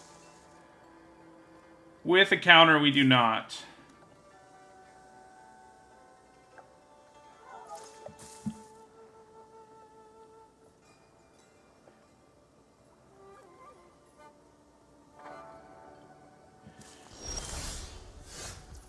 Yeah. So we know what we're drawing, and that doesn't help us either. We could play Ishin and try to rummage twice, but we know we can't because we only have... Actually, I guess the way it works, we discard and draw, and then we could discard and draw again. That's our best bet. It doesn't have trample, right? So I guess that's what we need to do here. Oh yeah, they could have reconfigured it to kill us too. That's true. So we're gonna do this. And discard this to draw. Oh yeah, we knew both things we were drawing. Yeah, it doesn't help us. Yeah, I could have scryed better there. Could have scryed better there. Playing poorly finally caught up with us.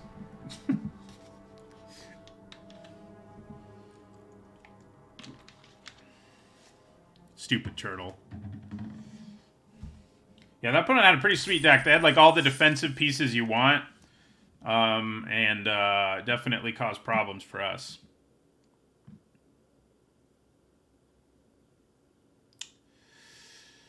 Hi, Kiro. Glad you like the content. Thank you for the sub. Zeb, Cold Irons Bound.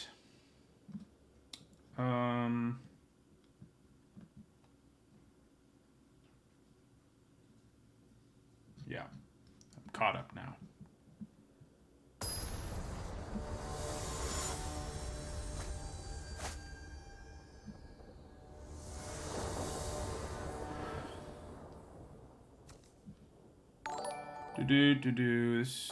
No white mana is annoying, but the fact we have all these things we can play and we can cycle this to find white is pretty good.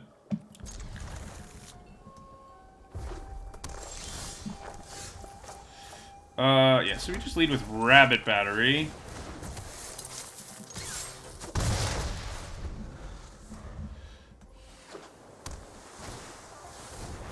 I'm not excited about that, Lizard Blades. Player Aki Ronin here. Thank you for the sub, Frank Axeman. Glad you like the content. Could be in some trouble here. Put it mildly.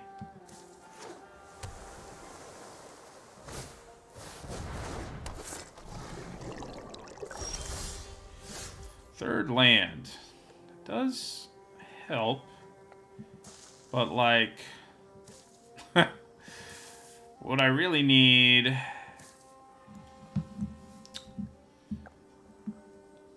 I think we cycle away this Ronin. I guess I can play it and attack with it and cycle it if they let me. And I can even rummage. That's not bad, actually. I think I discard... probably the Patrol. I don't really want to discard anything, but I think that's probably what we would want to do.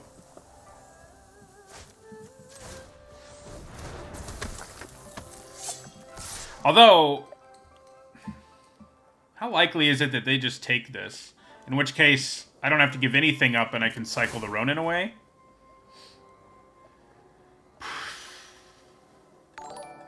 Yeah, I mean, I think we need to hit land badly enough. Maybe it's... the Spirited Companion might actually be the better thing to discard. Because this is more... does more synergy things.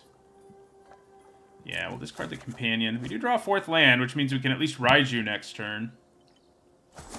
So they do just give us this back. So we could cycle it away too, and we probably do. Do I want to reconfigure onto the Ronin? Probably.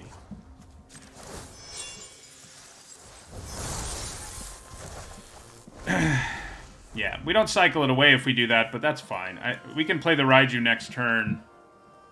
Acquisition Octopus, definitely a problem. Man, if you give it double strike... oh no. Yeah, they can give it double strike here, and we can't do much about it. That's not good. I mean, I can block it. Okay, they didn't give a double strike. Thank God for that. We definitely blocked the Octopus. See what happens. I'm sure they have a trick or something. Yeah, if they put the blades on the Octopus there, we were not in good shape. Yeah, that works for me. I mean, hey, white mana. What an awkward situation we're in now. So, I guess we play the Raiju. But I don't have any good blocks if they put the Lizard Blades on that thing.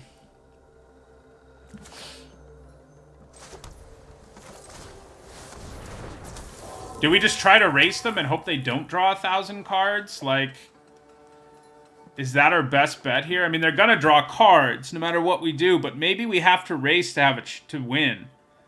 Because it's not like the Raiju can effectively block the Octopus if they suit it up. Of course, they didn't this last turn. It's funny I keep saying suit it up, and they actually played a card called suit up. Oh, God. I could just attack with the Raiju and plan on chumping with the Rabbit Battery. But if I swing out here, put the counter on the battery, I do 6 to them.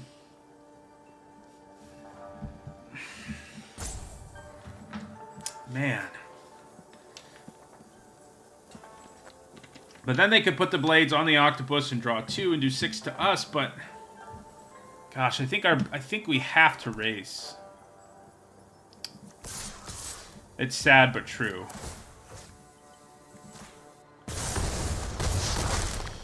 Ugh. It's not a good situation, but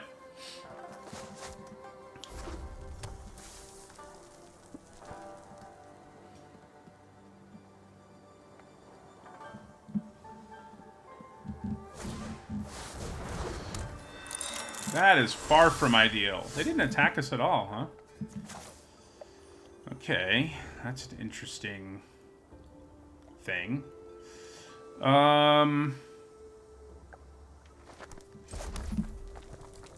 So this is an absurd card that's gonna like make them copies of stuff, which I'm not pumped about. I guess I attack with the Raiju and pump it here. Yeah, that's our best bet. I could put the battery on it. Oh yeah, the blades don't give +1/+1. Mistakes are continuing to be made. So we actually could have blocked it. That's really surprising they didn't attack us now. I guess they were afraid we could do 11. I mean, we're not that far off, I guess. So I think putting the battery on the Raiju actually makes sense. The only thing is I do like 1 less damage, but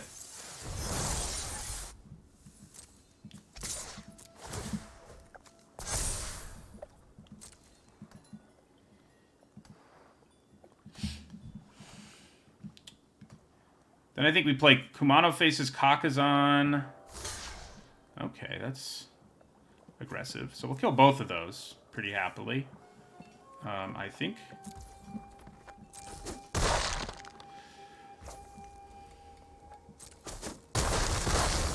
We are pretty happy with the way this went. I mean, I played really badly, but our opponent made some decisions that I don't think helped them out a whole lot. Okay, so play Kumano faces Kakazan. And we play Era of Enlightenment. Ooh. So, rather draw the Sniper first. Do I want the Fall of Lord Kanda? I mean, it's pretty likely they play something else I can kill with it, so I think so, yeah. And then we'll end our turn. You think they have a way to just get this stuff back, and that's why they were willing to block as aggressively as they did?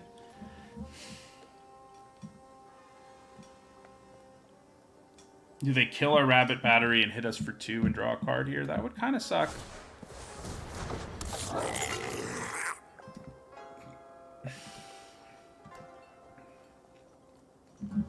Which of these things do I want to use my twin blade or twin shot sniper on? I think it's probably the octopus, even though the Mechanaut is a real problem. Man, I can kill everything with the sniper. The sniper's also going to be a 3/4 with reach, which is pretty attractive. If they equip it, I can't kill it, but I can kill the Mechanaut, and that seems pretty reasonable to me.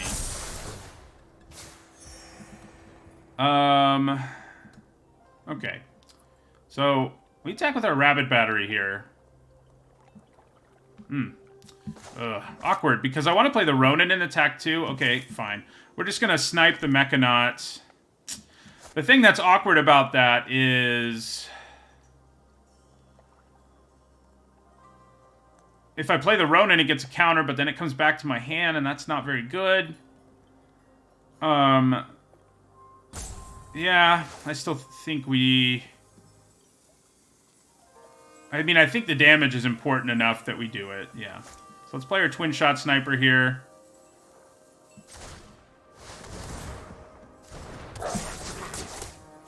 Kapow. Play our Reinforced Ronin.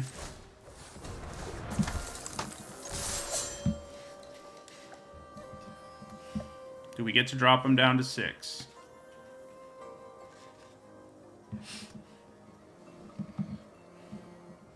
We get a 2-2 haste next turn and a 2-2 without haste. Although we have Rabbit Battery, so we could give them both haste. But yeah. I have a feeling Rabbit Battery's dying here, though. Yeah. They go to 8. This comes back to our hand. The Fall of Lord Kondo could end up being an awkward draw. But it could also end up being amazing. Yeah. Mostly awkward. But yeah, we don't have Rabbit Battery anyway. You do that just so you can attack me? Yeah, they tapped their mana wrong. Wow. They could have done... this. We're both making mistakes. They could have played it, and... yeah, that sucks for them. I'm sorry, opponent. We know what it's like. So what they could have done there is channeled it and then cast it to kill our creature. Because they had that thing in play. So... that would have just been backbreaking. I mean, we still would have been kind of okay. Because we would have played Fall of Lord Konda, exiled it, gotten 2 creatures from our sagas, but that would have been pretty good for them, I would say, if it had gone the way they wanted it to. Yeah, that construct has been... like, I foresaw that it was going to work with Channel, but I overlooked... I mean, it's hard to, you know, and that kind of card is just so weird, but I overlooked how it would work with all the other discard effects there are, especially in blue. You have access to the Modern Age and stuff. We can just get nasty. Wonder if I need to snipe that. I have time to decide. I probably don't unless they... well...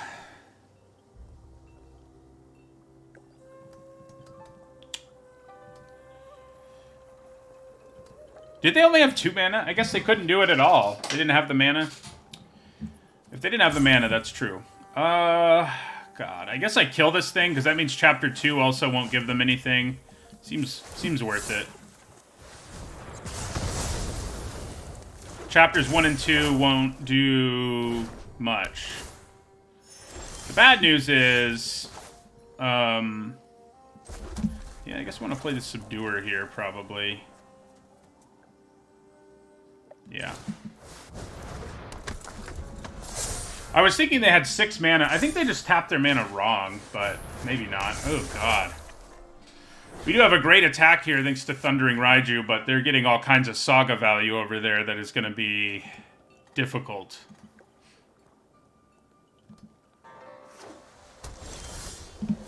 Okay, so, yeah. We get to play Raiju and do a bunch of damage here.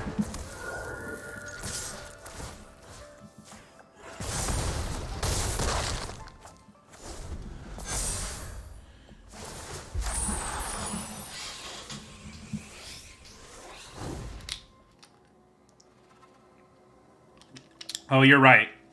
Because they had to play the Construct that turn, too, and they had 6 total mana. Yeah, so they didn't actually make a mistake. They just thought they had the mana? Maybe they thought they could channel it twice. That definitely doesn't work. Yeah.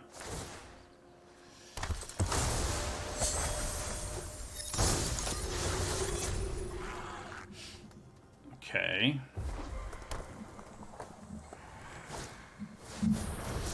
Network terminal. Man, she just got so swole. Okay. So we definitely attack with Subduer and tap her down.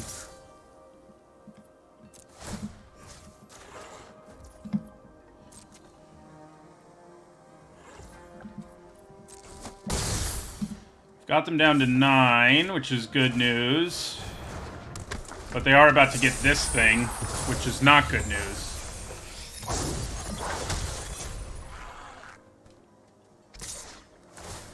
So, yeah, I mean, I definitely take that. Guess maybe there's some gross ninjutsu here, but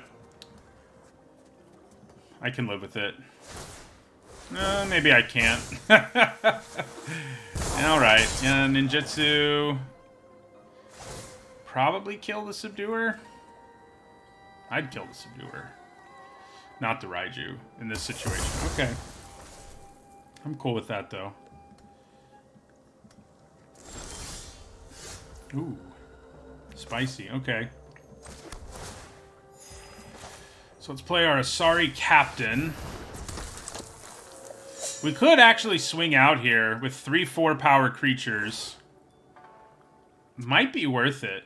The bad news is Silencer would be able to hit us on the backswing, but they have to block one of these. The other option is just attacking with one, but I think attacking with all three makes the most sense here. So I'm not doing, you know, I think my plan with the sleeves is if I have green in my deck, I'll use the bird sleeves, and if I have black in my deck, I'll use these, and if I have neither, I'll just choose, and we have black in our deck, so even if it's a splash.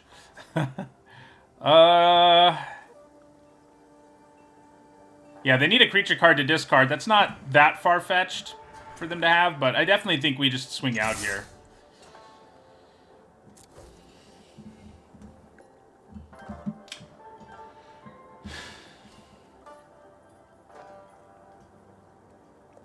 Still have some gas in our hand. I mean, they probably do as well, but... So they go to 5 here. We get to keep our Subduer, which is kind of a big deal. But I guess if they have a creature, they can kill it. Yeah. Yeah, getting rid of the Subduer makes sense, I think.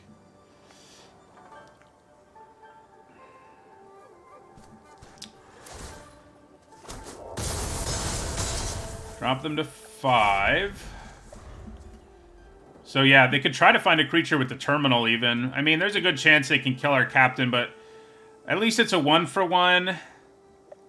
And since we have them down to 5, we sort of have a puncher's chance the rest of the game. Okay, so they don't have something they want to discard, clearly. Oh, no. Yeah, that's not what I was hoping for. However, can I play and equip the boar right now? Not quite. Alright, so let's play our companion, see what's what. Ooh. That's gonna be spicy with trample. I'll need to draw a land to make it work, but that could be pretty sweet.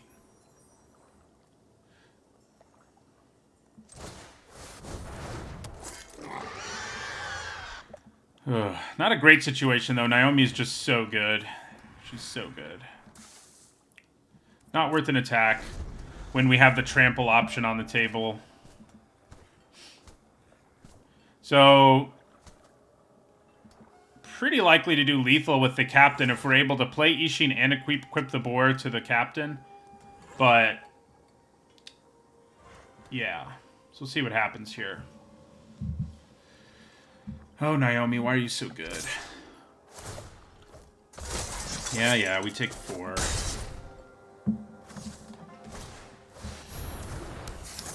Okay, a lot harder to do lethal now, and now kind of impossible because we drew... if we drew a land, we would have had a little bit of a chance. What would the buff have been? It would have taken you up to 8. Would have had an 11 power trampler. I mean, we still have time, but they're going to keep adding to their board, so the time, it may be too late. Darn tap land.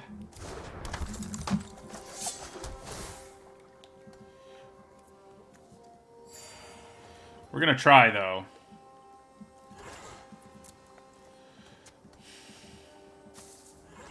They know it's coming is the other bad part here. If I drew a land, they wouldn't have known it was coming. They can be a little more defensive now if they want to be. You know, with this deck being 4 and 3, and it's not, you know, I think the deck's actually pretty good. Even playing Ishin, I think, made sense because her mana was good enough. But as poorly as I've played, a 4 and 3 would make me... I couldn't really complain. I deserve to have a worse record than that, for sure. For sure, for sure. Thank you for the follow, Can Raid and Zeddy.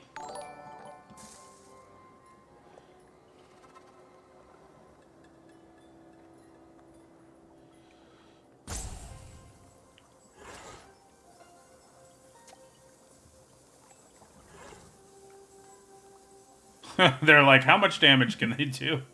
Yeah, that's the question, isn't it? If I draw a cheap samurai off the top, we can do even more. So we're just going to take 4 here again.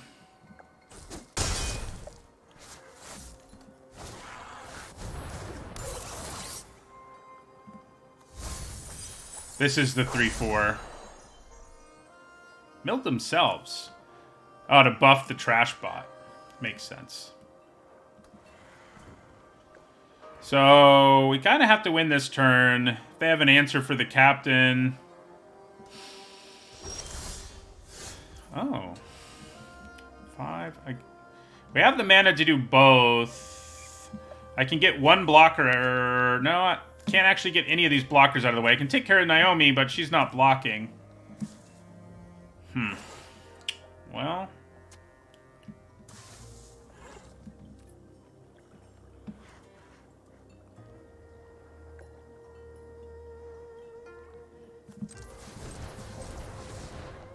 I do think we still do this.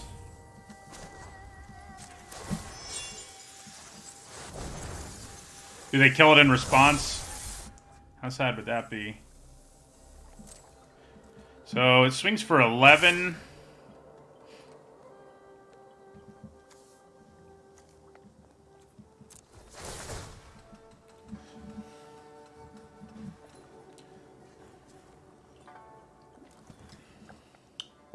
We will still have an untapped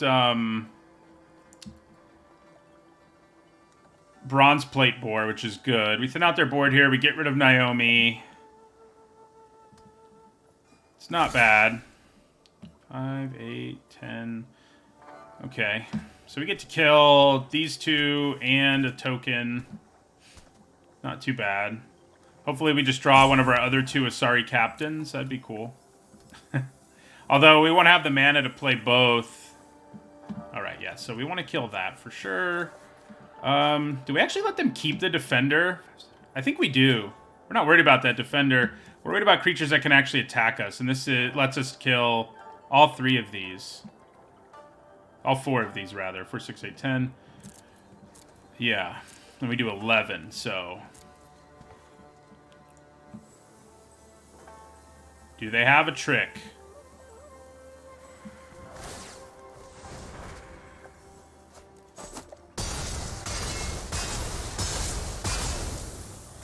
You know, it didn't win us the game, but thinning out their board significantly is nice. And then we take away their best card in play. So that kind of worked out okay.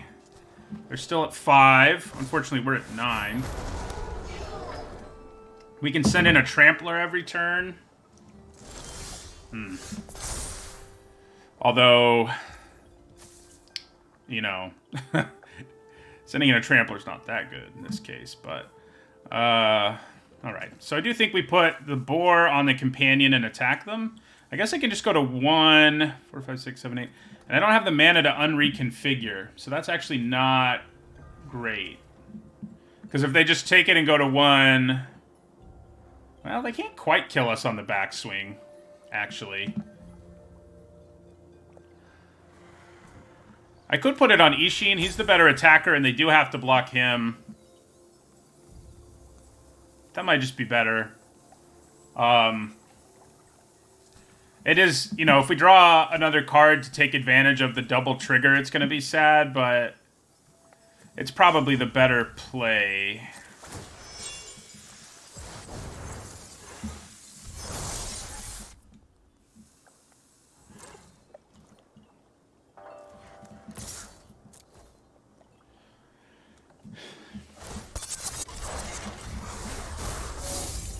So they double block. Yeah. Works for me.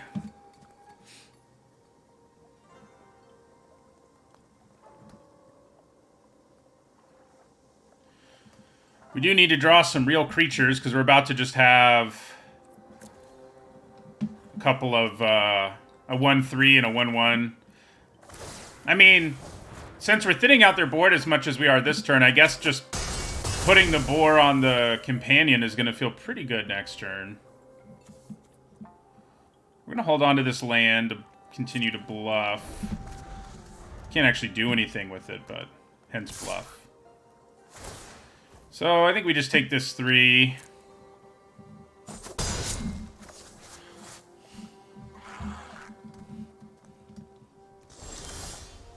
Oh, hello. That works pretty well. Alright, so let's play the Ronin. Let's put this on it. And we'll attack them again. We can do 4 here if we attack with both.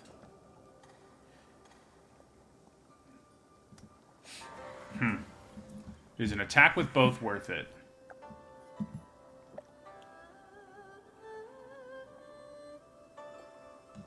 Probably. We still have our fragment, so... Not to mention the boar. You know, if they don't kill it, we still have the boar. I mean, if they do kill it, we have the boar. I guess they're not going to be able to kill it. Okay, they were able to kill it.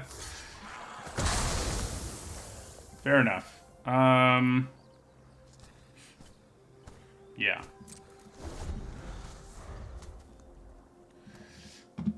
This bronze plate boar has really kept us in this game. We're unfortunately at 6, but, you know, other than that.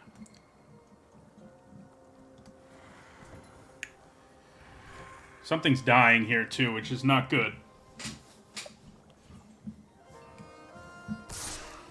Okay. So,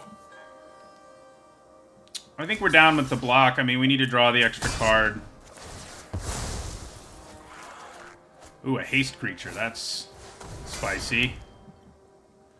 That is not as good news for us. So they go up to 6. They've got 2 toughness. I can swing for 6. Oh, do I have the mana for everything?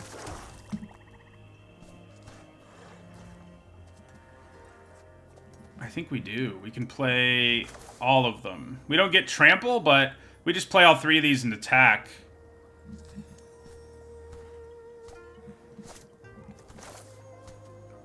Four mana for the... This is 5 to equip, so we can't play the captain and equip it. We could play the commander and equip it, but they won't be... It's a better attack to just play all 3 and attack with all 3. Yeah, because they have to block 2 of them to not die. Jamming a bunch of haste into your deck is pretty sweet.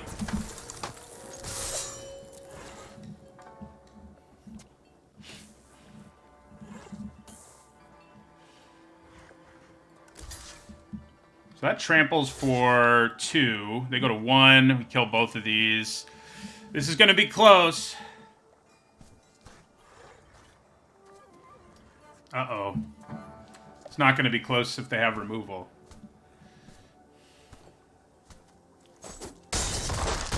Alright, we drop them to 1. That 1 they gained from their anvil made a big difference, unfortunately, for us. Can they kill us? Oh, we got there again.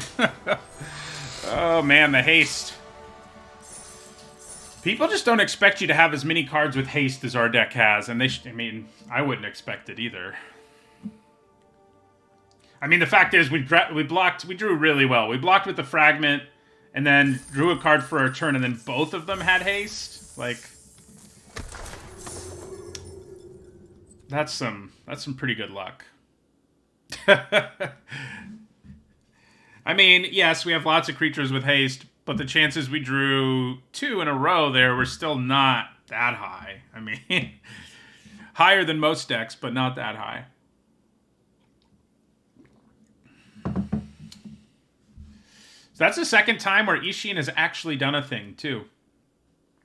Because being able to attack for an 11 power trampler there, like, that's what won us the game. I mean, it took longer, but we thinned out their board drastically and then killed Naomi. And after that, things just sort of went downhill for our opponent.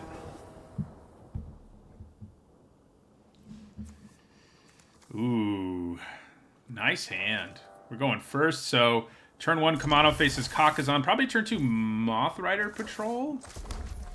I think that seems better than a 2-4 on the ground, a 2-2 in the air. It also means I can leave up Voltage Surge, if necessary. I mean, I do use my mana more efficiently if I play the Ronin, but the Patrol is just so much better.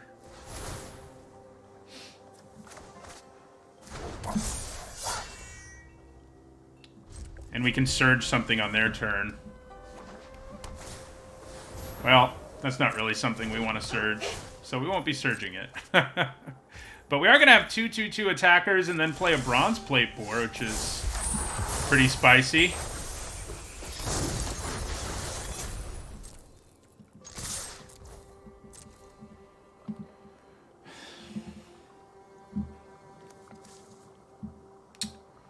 I mean, I think you just take it, especially because this will exile the companion, which... So getting value isn't going to be that likely.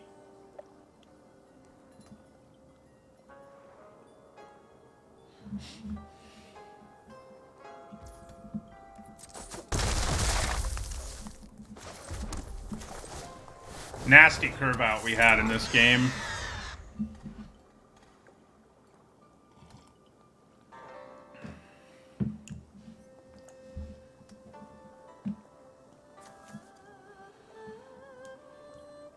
Yeah. Yep, this Saga's crazy. If you play it on turn 1, it'd be interesting. I mean, 17 lands has data like, you know, how much does your win percentage improve when you draw it, but knowing what turn you play it would really be fascinating. Because if you play this on turn 1 and trigger chapter 2, I feel like your chances of winning have to skyrocket, right? Alright, so we swing with all 3 of these. Okay, well, that makes it harder. We can Voltage Surge that when they crew it, is the good news. Which is, I think, probably what we want to do, so that it can't trade with anything.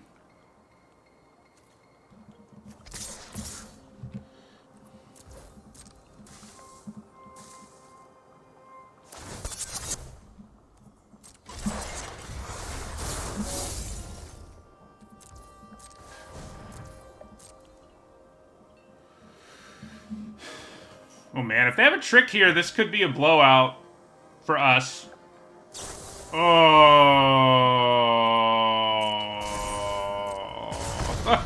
I guess it's not a complete blowout, because if they block, they still lose their creature, but it's not good. I should have let them block first. I guess their plan wasn't to trade, it was to get value.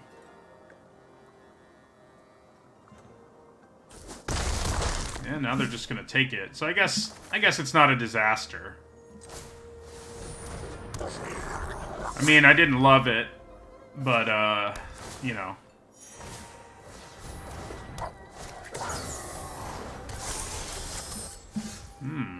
That's pretty spicy. I was thinking I was gonna put the boar on something here, but now I think we probably just snipe the ace. Good chance they choose to crew in response.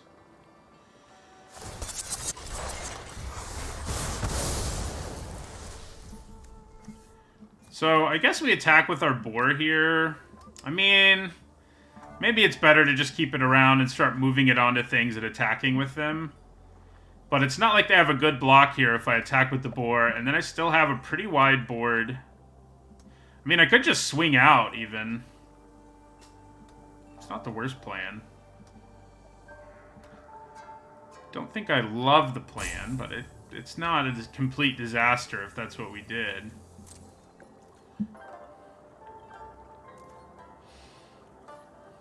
Yeah, we probably just swing with the boar.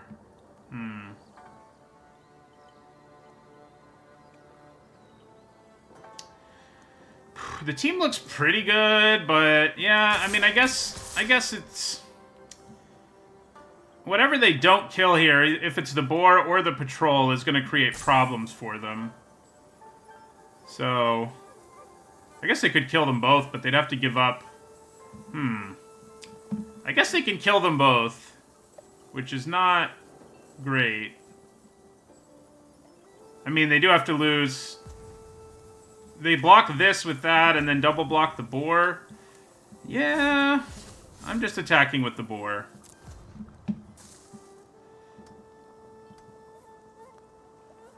I'm going to be ecstatic if they don't trade. I can tell you that much.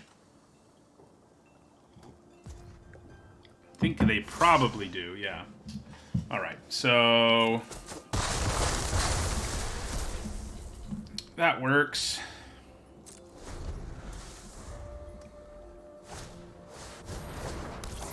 Yeah, that's obnoxious. Ooh, okay.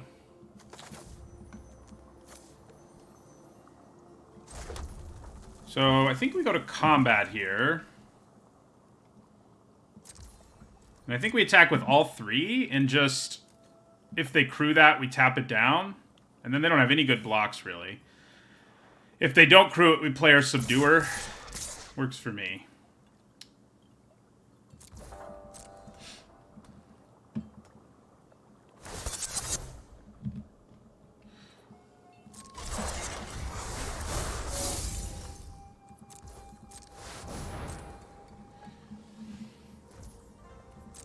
I think they have the untap trick again. Put a counter on it and untap. That would be awful.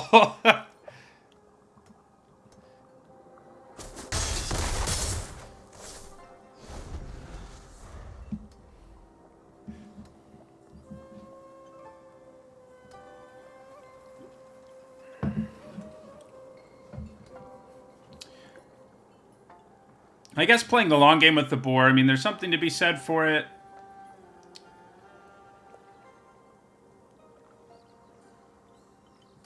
But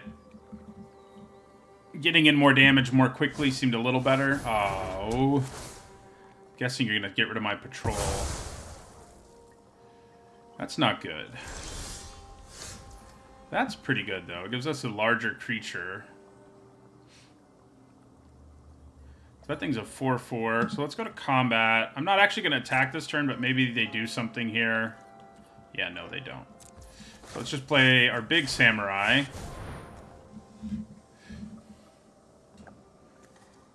Having the boar around definitely would have allowed us to get through this situation better, so that probably was the better route to take. So we can play the Subduer next turn and attack with the samurai. And the best they'll be able to do is trade with it. Uh-oh. Why are you an enchantment? I guess you would have died to either mode, so... oh, that's interesting. Okay. So play the other Subduer. Play a Subduer.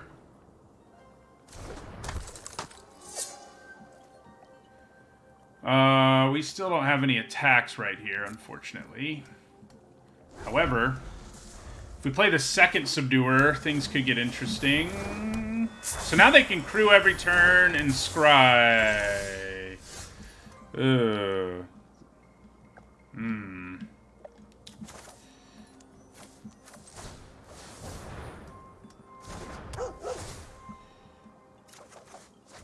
Alright, let's play second Subduer. So let's go to combat. This is a 3/3, so I mean I think we rumble with the Subduer here. It also lets us rummage, which is nice. So we want to target Puzzle Maker. I'd like to target that, but yeah. So whichever vehicle they do crew here, we get some value out of. I mean, yeah. Yeah, we're probably going to end up having to finish the game by going wide, but we're thinning out their board by doing this sort of thing.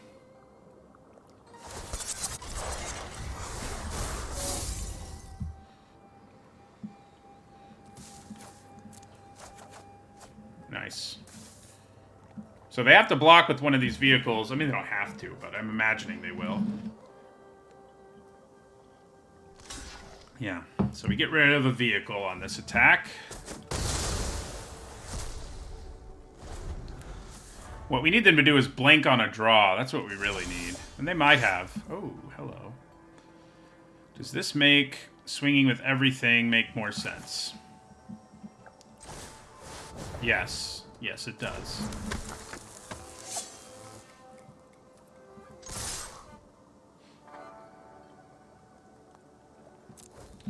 Everybody rumbles.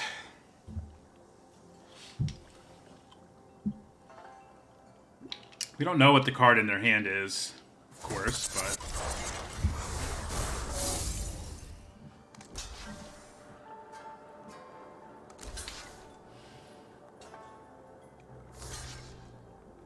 Okay. Sure you have something. Your card in your hand is definitely something. Or you're just gonna scry.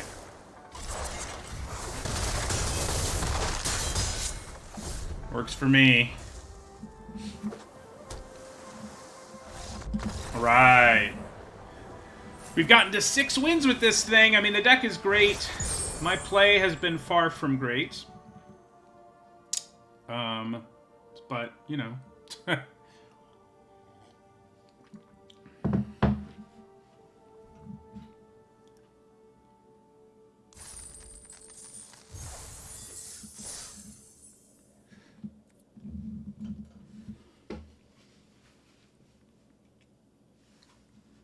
This will be our last game with this deck one way or another.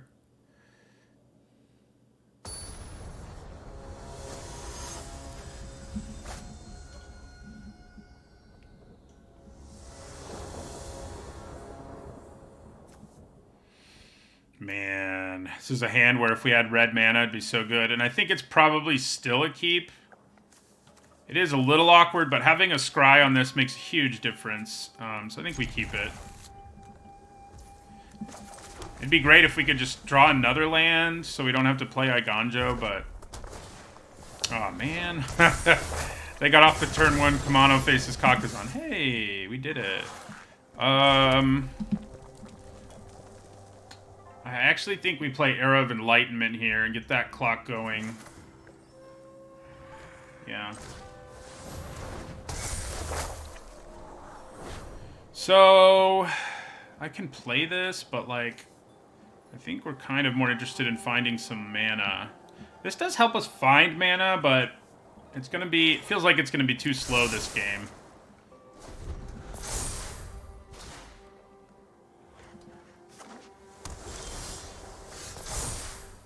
Okay.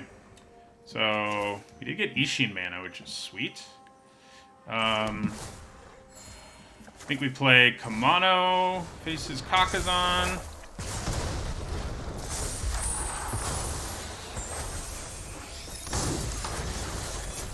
They got their guy. We're going to get this one this turn. They didn't get to take advantage of Chapter 2, which feels good for us.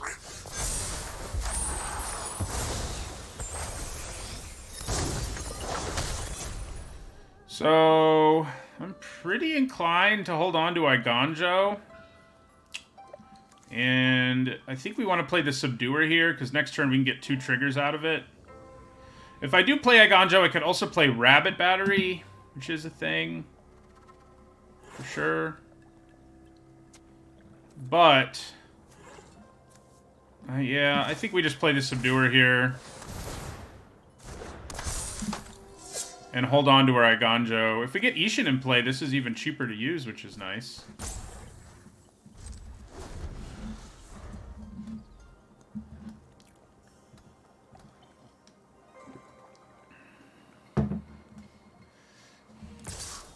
Yeah, we just take 3. I mean, Scrap Builder can be a problem, but it's not one right now. They hit a land they can play, unfortunately. Okay. You know, I was thinking we'd get 2 triggers out of Ishin, but I feel like we just swing out now. Yeah, we just swing out now.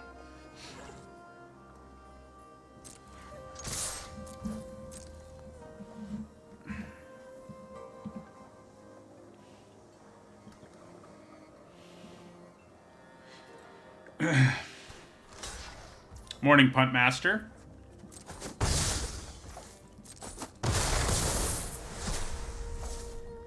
So, do I go Patrol Rabbit Battery? Leave up Surge? That seems pretty good. We continue to hold on to our removal spell, which is a land. You know, I guess I could have just gotten in for one more damage there if I'd done it correctly. I think I actually will stick this here and end our turn.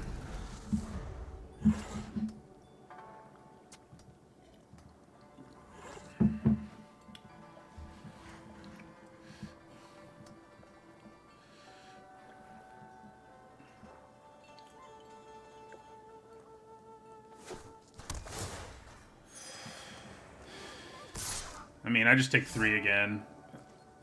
We're definitely the beatdown, so... Okay. Well... Do we just swing out again? Probably not. Well, I guess I can, thanks to our Iganjo.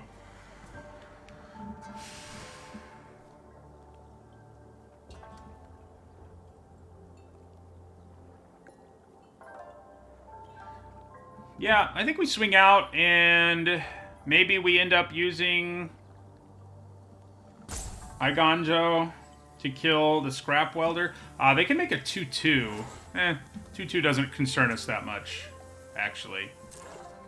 Yeah, so I think we swing out here.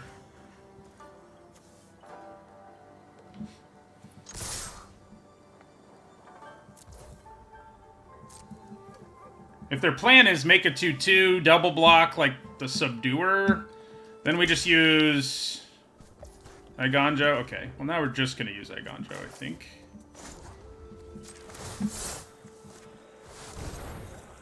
Can't counter it, but I guess I could have a trick.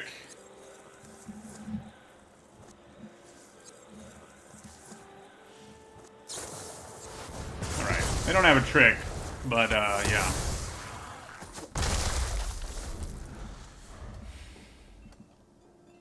Ah, it's only sorcery speed. Good call. Uh-oh. This is never a fun one to try to beat. But we're gonna try.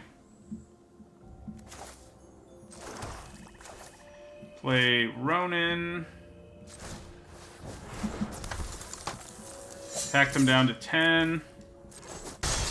Oh, you're right. They could counter it with the crab.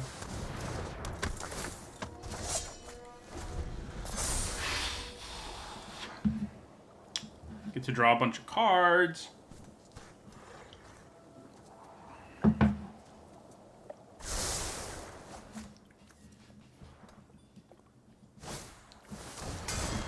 Yeah, that's some value. Oh my god. Okay, so they're gonna sack that, get 2 1/1s. Luckily, they can't cast what they hit. They hit their Atsushi. That would have been bad news for us.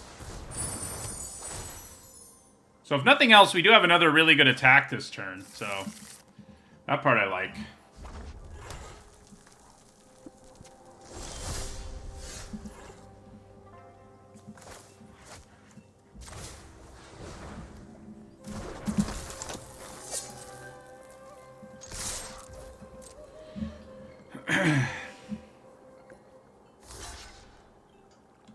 Yeah, haste on Ishin probably was better. We're okay with that. I could Voltage Surge, but I feel like I'm holding on to that to kill, like, this. So... dropping them to 4... leave up Voltage Surge. Seems pretty good.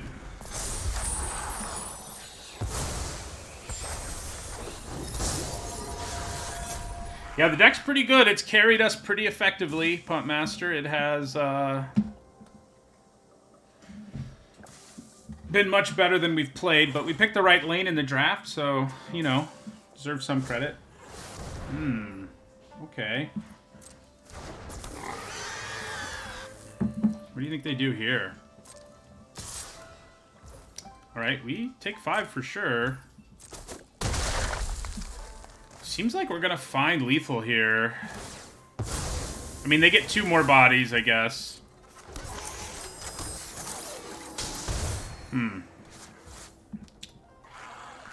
Should I have surged the boar instead of taking 5?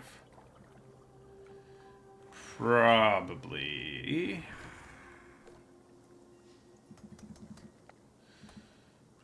So we could surge the vision. We can't quite find lethal, but if I surge, I do have to give up my rabbit battery if I'm going to kill the vision, that is. But I think that's probably worth it.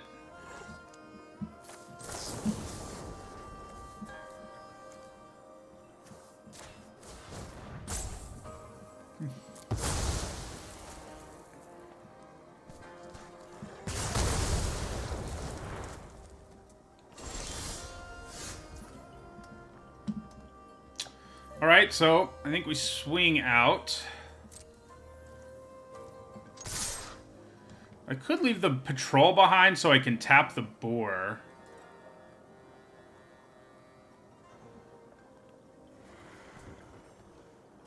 They can drain us for 1 here. But I think playing our own boar is probably just going to be better. There's a chance they can find lethal, but... yeah, so they double block. The 2 Oni Cult Anvils coming down is not what I was hoping for.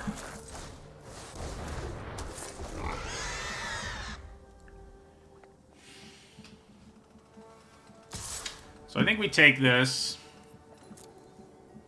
Hope they can't kill us. And hope we can kill them on the backswing. But the anvils complicate things.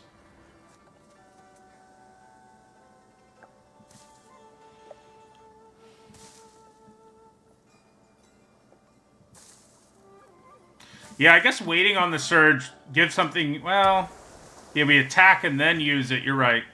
This format's so complicated. I'm already mistake-prone, but this format really has me making mistakes. They may have to give up their boar here.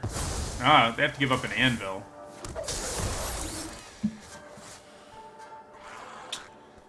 Can we do lethal here? I mean, there's like a chance...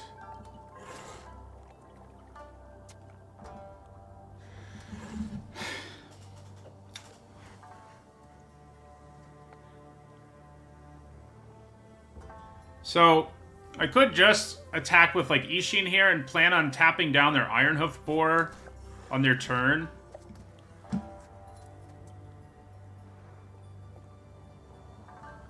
They don't have to block Ishin, but... I could also attack with both of these.